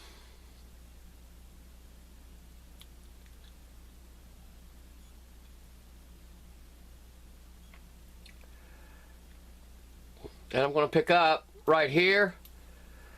The time appointed by the father of lies adored in that idol. Being come, Huitzilopochtli appeared to one of those priests in a dream and told him, the Mexicans must go and settle their abode in that part of the lake where they found an eagle perching upon a fig tree, whose root was upon a rock. Root was upon the rock. Having told his vision in the morning, they all went together in search of the sign given. And after some time spent round a fig tree growing out of a rock, and on it a most beautiful eagle, looking upon the sun, and her wings displayed, and holding a pretty little bird in talons, and about her many others, some white, green, red, yellow, and blue. Upon this sight they all fell down to pay their adoration, and presently began to build their city, which they called Tenochtitlan, that is, fig tree on a rock. Fig tree on a rock. Well, there's a problem with that, ladies and gentlemen. There's a problem with that. Lake Texcoco, Mexico City, is over 7,300 feet ASL, above sea level. And there are no fig trees, that grow anywhere in Mexico. All fig trees are native to Asia. And no fig tree grows above like 5,500 feet above sea level.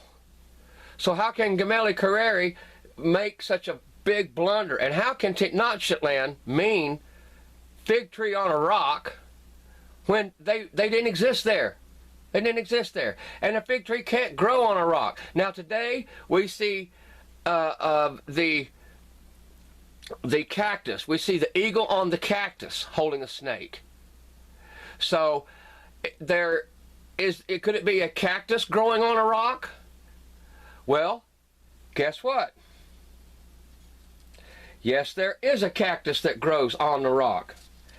And it's called the Mexican giant cardon cactus. And it grows to like over 30 feet tall. But there's a problem with that. There's a problem with that cactus. It doesn't grow above 3,200 feet. So this is like 4,000 feet above where that cactus can grow. And another thing is the cactus, that Mexican cardon cactus, it grows only in the lower Baja region. It doesn't even grow on the Mexican mainland, so to speak. So what happened here? Let's look at it again, which they called Tenochtitlan, that is, fig tree on a rock. For this reason, to this day, the arms of the city of Mexico are an eagle with her wings displayed, looking on the sun, holding a snake in her talons, and standing 1 foot on a branch of an Indian fig tree. There isn't any figs there. I'm going to scroll back up here. Accordingly, they chose a youth called Acapachitli, the son of a Mexican prince, by the daughter of the king Kukulkan, which name signifies a dog in the fist.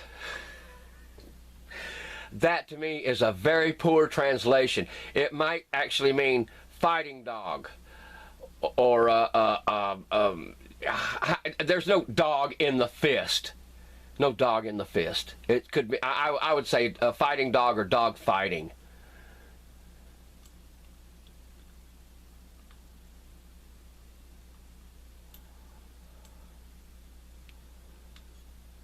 Just going to scroll down. That's on page 511. Now let's go to the next page. I'm showing 513. And I'm going to scroll down real slow.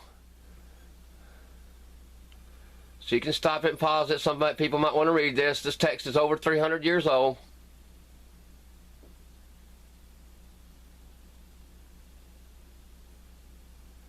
I want to show you this. All right.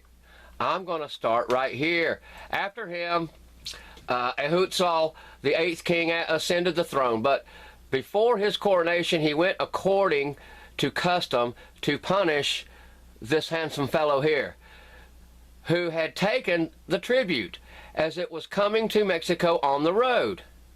He extended the borders of his kingdom as far as Guatemala and encompassed Mexico with water by bringing it to an arm of the river that ran by Cayocan. This man, at the dedication of the temple to the idol Huitzilopochtli, which was in the year 1486, get this, sacrificed in the space of 4 days following 64,080 men.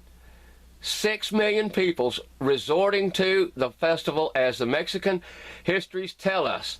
This Indian Nero died in the 11th year of his reign. So in the case of, in the space of 4 days, they killed 64,000 men. Well, why did they all go there? How do you round up? How many men does it take to round up 64,000 men for death? Are they just coming, hey, cut my head off, please. Please punch my heart out. I don't need to live anymore.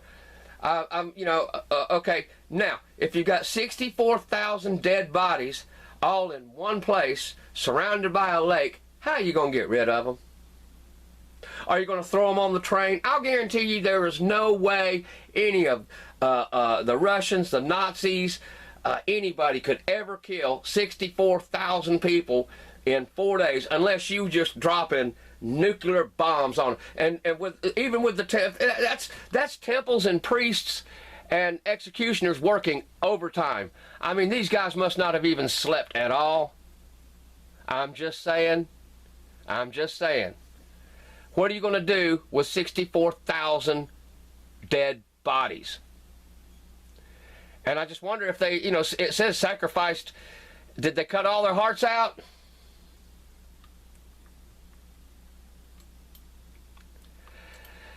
Right here, the downfall of the empire now drawing near. Several signs appearing. All this is recorded in Diaz and Cortez.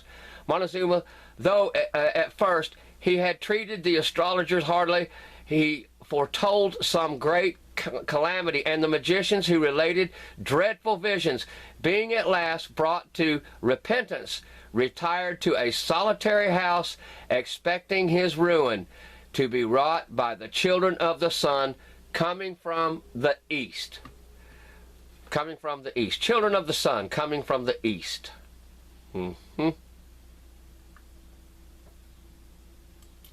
Next, page 517.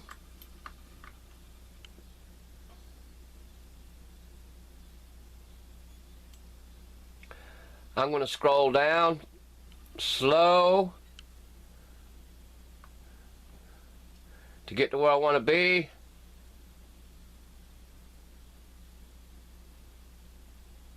Which is right here.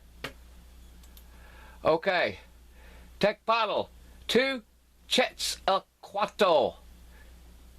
Quetzalcoatl. It's close. God of the air. Yeah. Okay.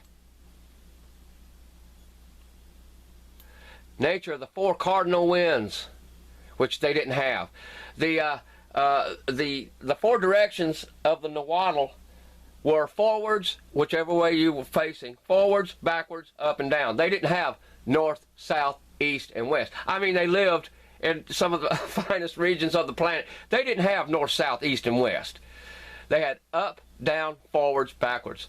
And here we have an honor of Quetzalcoatl here, God of the winds.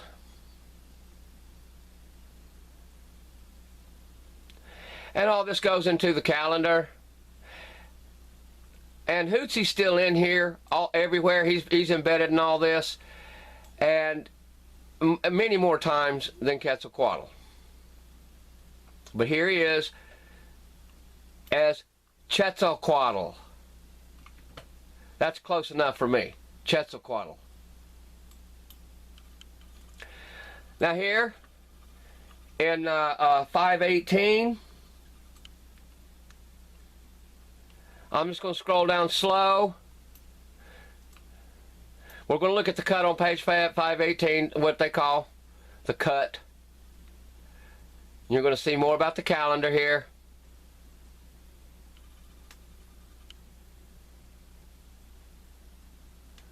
We can go down to the bottom.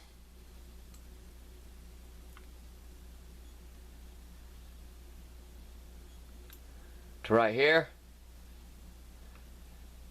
But to those heathens as who showed above, and to their most ancient master, Neptune. Neptune. As is learnedly observed by Carlos de Seguenza Y Gongora. Here he's talking about the Mexicans that were living at that time. They didn't know anything about mathematics.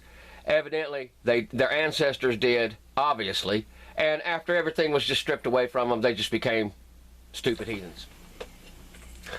All right, now we're looking at Carrera's cut from page 518. This is what we typically cite as the Aztec calendar, or the Nahuatl calendar. There is no Mayan calendar.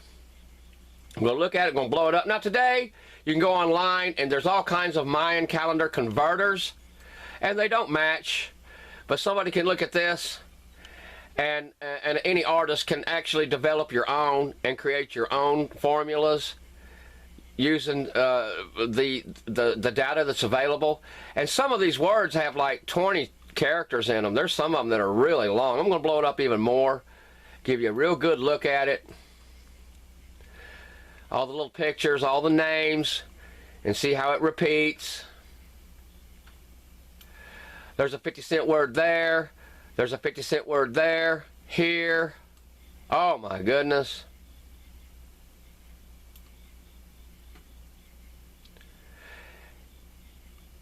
Here's a word here that's got, what, 20 characters. Here's another one right here. Here's one. Here's one. They're everywhere. Isn't it nice that we can just look on the wall and determine what day it is and what tomorrow's going to be? Yeah, I think so. And this is one of the oldest, if not the oldest, hand-drawn, published Aztec Nahuatl calendar. Now we're going to look at page 519. We're going to pick up here. Paintings and most notable hieroglyphics which had been preserved by Dr. John de Alva and St. John Teotihuacan, who inherited them from his forefathers, kings of Texcoco, from whom he was lineally descended by the males. Now this is 150 years after the fact, after the conquest, and he managed to keep his lineage straight and even. And I want to say that when the Spaniards moved into Mexico, the first people they slaughtered were the priests and the chiefs and their families. The rest of them were put into slavery. Hands down. That's what happened.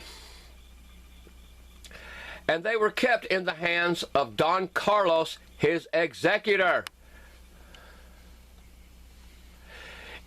It is most certain the like is not to be found in all of New Spain, because the Spaniards at their first coming burnt all they found, for seeing them without letters and with such variety of figures, they looked upon them as superstitious. No, they looked upon them as demonic.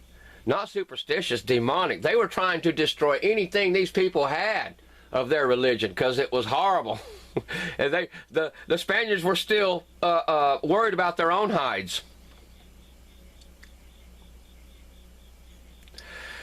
So that the figure of the Mexican year and other antiquities of the Indians which follow in this volume are all owing to the industry and courtesy of the aforesaid Don Carlos de Seguenza, who presented me with these extraordinary rarities. And this column here, if you want to back it up and look again, it goes into more detail concerning the calendar. Chapter 4. Of the hard sacrifices the Indians offered to their idols and their festivals of habit.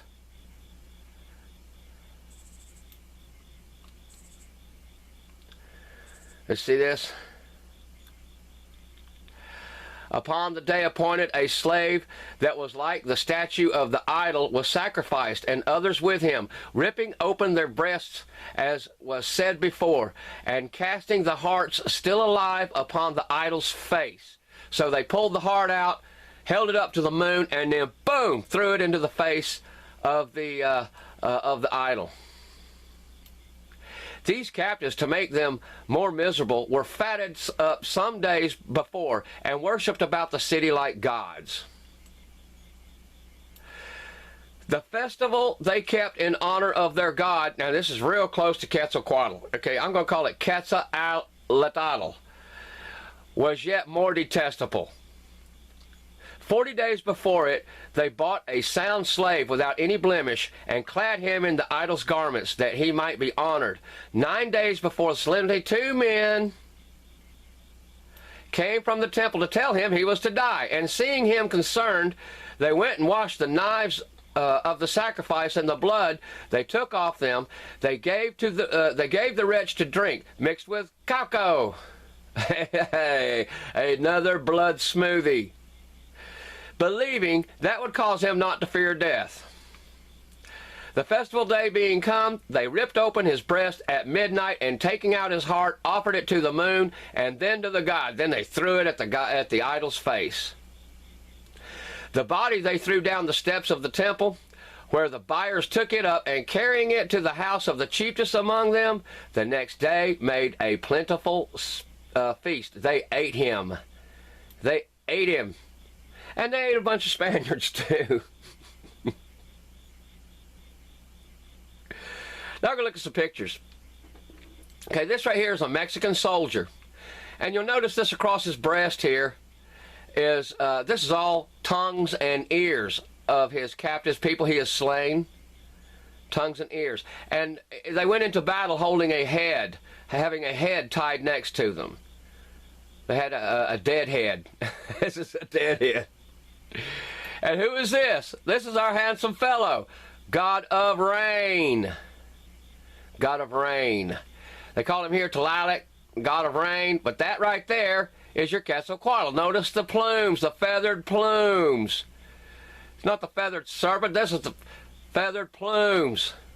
And there he is, and this is what, the 4th or 5th Quetzalcoatl? I get confused. He doesn't look like the others though, does he? And here are these kings. I just want to point out too that a lot of these Nahuatl men, these warriors and kings, they sure do look Caucasian to me. Does this guy look black or dark skinned to you at all? I don't think so. And all these kings have Roman numerals after their name, like Benedict the 14th or something. Here's Ashawakak 7 king. I believe this right here could be Montezuma's father, or what they're saying. But how it came to be a hand-drawn picture of him, who knows? Maybe they had a statue, I don't know. Maybe it was actually drawn by some Nahuatl back then.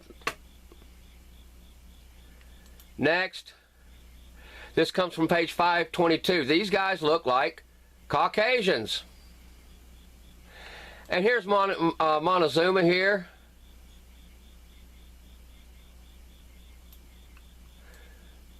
We're going to look at a better picture of him in just a minute. And here's another warrior. I'm just saying they sure do look Caucasian to me. They look Caucasian. And this is the mine. This is just showing a mine because Carrera, he went and visited several mines that went deep down in the ground and how they pulled the minerals up. And they used slave labor. Well, see, by the time Gemelli got there, it was what? 175 years after the conquest, and the Nahuatl slaves carried everything up. They carried everything, all the minerals to be harvested, all the ores. They took them to the top, carried them out on these ladders and such. They were slaves, brutally beaten.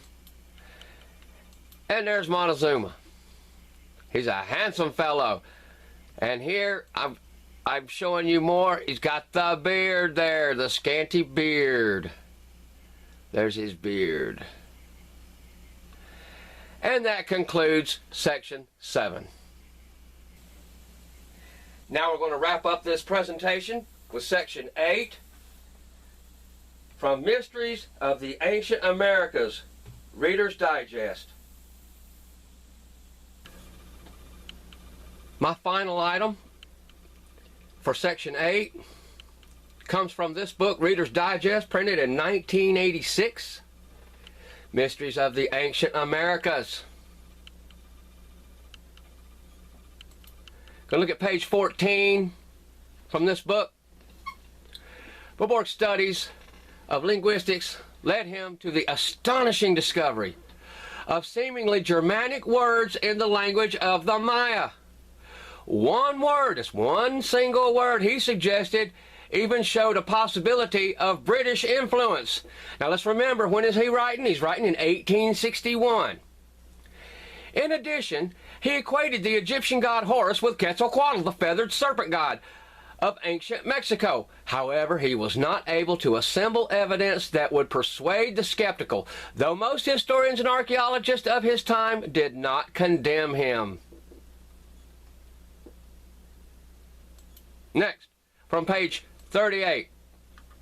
Who was Quetzalcoatl? Who otherwise was the white god that Montezuma imagined to have reappeared in the person of Cortez? Why is the feathered serpent god of Mexico, Quetzalcoatl, described as a white man with a beard who has promised to return and redeem all his followers? Oh. There is, however, a serious flaw in the theories of the white god as European. It is only after the Spanish conquest that Quetzalcoatl is depicted as having white skin, and then only in accounts provided by the Spaniards themselves. Well, who were those Spaniards? Who were those Spaniards? Could we think maybe it was perhaps the Jesuits, the Franciscans, and the Dominicans, the Catholic Church? Is that a safe statement? I would hope so. In local Aztec art, he is usually depicted as a feathered serpent or as a human wearing a mask or shown to have a black face, sometimes with yellow stripes and a red mouth. Lots of makeup. Quetzalcoatl was the personification of the planet Venus as both the morning star and the evening star. Therefore, old age and decline and death, Quetzalcoatl was indeed identified with the color white, the hue of skeletons and corpses. Nothing, let's go back up here, nothing known of Aztec legend, though, implies that he had been a white man or a European in his human form on Earth. And here's my question, but what about the beards? Would these not be highly unusual among the Native Americans?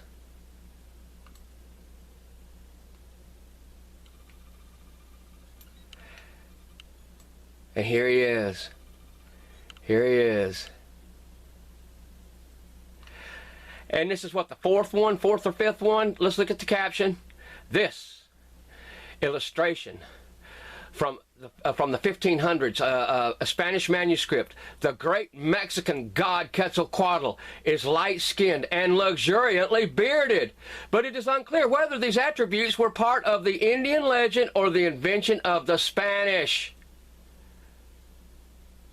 Ladies and gentlemen, will the real Quetzalcoatl please stand up? We're not finished. Got a little bit more to cover here. Stylized depiction of beards are believed to carry some association with ritual. Quetzalcoatl, before he was to leave earthly existence, made his beard of feathers. When he was shown as the creator of the human race, his beard was meant to symbolize his ancient precedence, and Moctezuma himself sported a light beard. In the first place, neither Quetzalcoatl or Viracocha, which is the Quetzalcoatl of Peru that the Incas had, by the lights of native believers, had been expected to return. These promises were noted long after the fact by the Spanish chroniclers. Can we say Catholic chroniclers there? With wit enough to see the advantages of being taken as actors in the fulfillment of prophecy rather than as greedy marauders. There is little evidence that the Aztec ruler or anyone else in the land thought that the Spanish invasion was a promised second coming of the god Quetzalcoatl. As for possible pre-Columbian contact with Christian ideas, any such teaching was a failure. Dramatically unsuccessful. There is a startling contrast between the admonitions of the Prince of Peace and some of the favorite activities of Quetzalcoatl. For the Aztec god was worshipped in ceremonies in which tens of thousands of human beings were sacrificed, and was often portrayed as lustily tearing apart his enemies. It is wishful thinking, then, or the legacy of Spanish political propaganda or Catholic propaganda that keeps alive the belief that the Native Americans were eagerly awaiting the coming of the white man with a beard in the 16th century. So far as is known today, the existence of such a being had never been imagined by the Aztec or the Inca. Someone had done their homework. Someone had done their homework with Reader's Digest. Ladies and gentlemen, boys and girls, Quetzalcoatl is a farce. Quetzalcoatl only exists in the imagination. He was propagated by the Spanish chroniclers, the Catholic chroniclers, in order to pursue a propaganda means of attaining more power. That's it. That's it. I'd like to thank you for watching this presentation concerning Quetzalcoatl. Did we find Quetzalcoatl? I believe we did. Quetzalcoatl was merely invented by the Spanish. And if there's someone out there wanting to challenge the information in this video, go right ahead. But don't come up with some silly link that you found on Google or Bing or something like that. Yeah, that ain't gonna fly. That ain't gonna fly. You gotta have older books than I got, and you better do your homework and cut a video just crushing Harry Hubbard. I dare you. Come out with your own video concerning Quetzalcoatl that disproves me. And I promise to never ever make another video that is this long.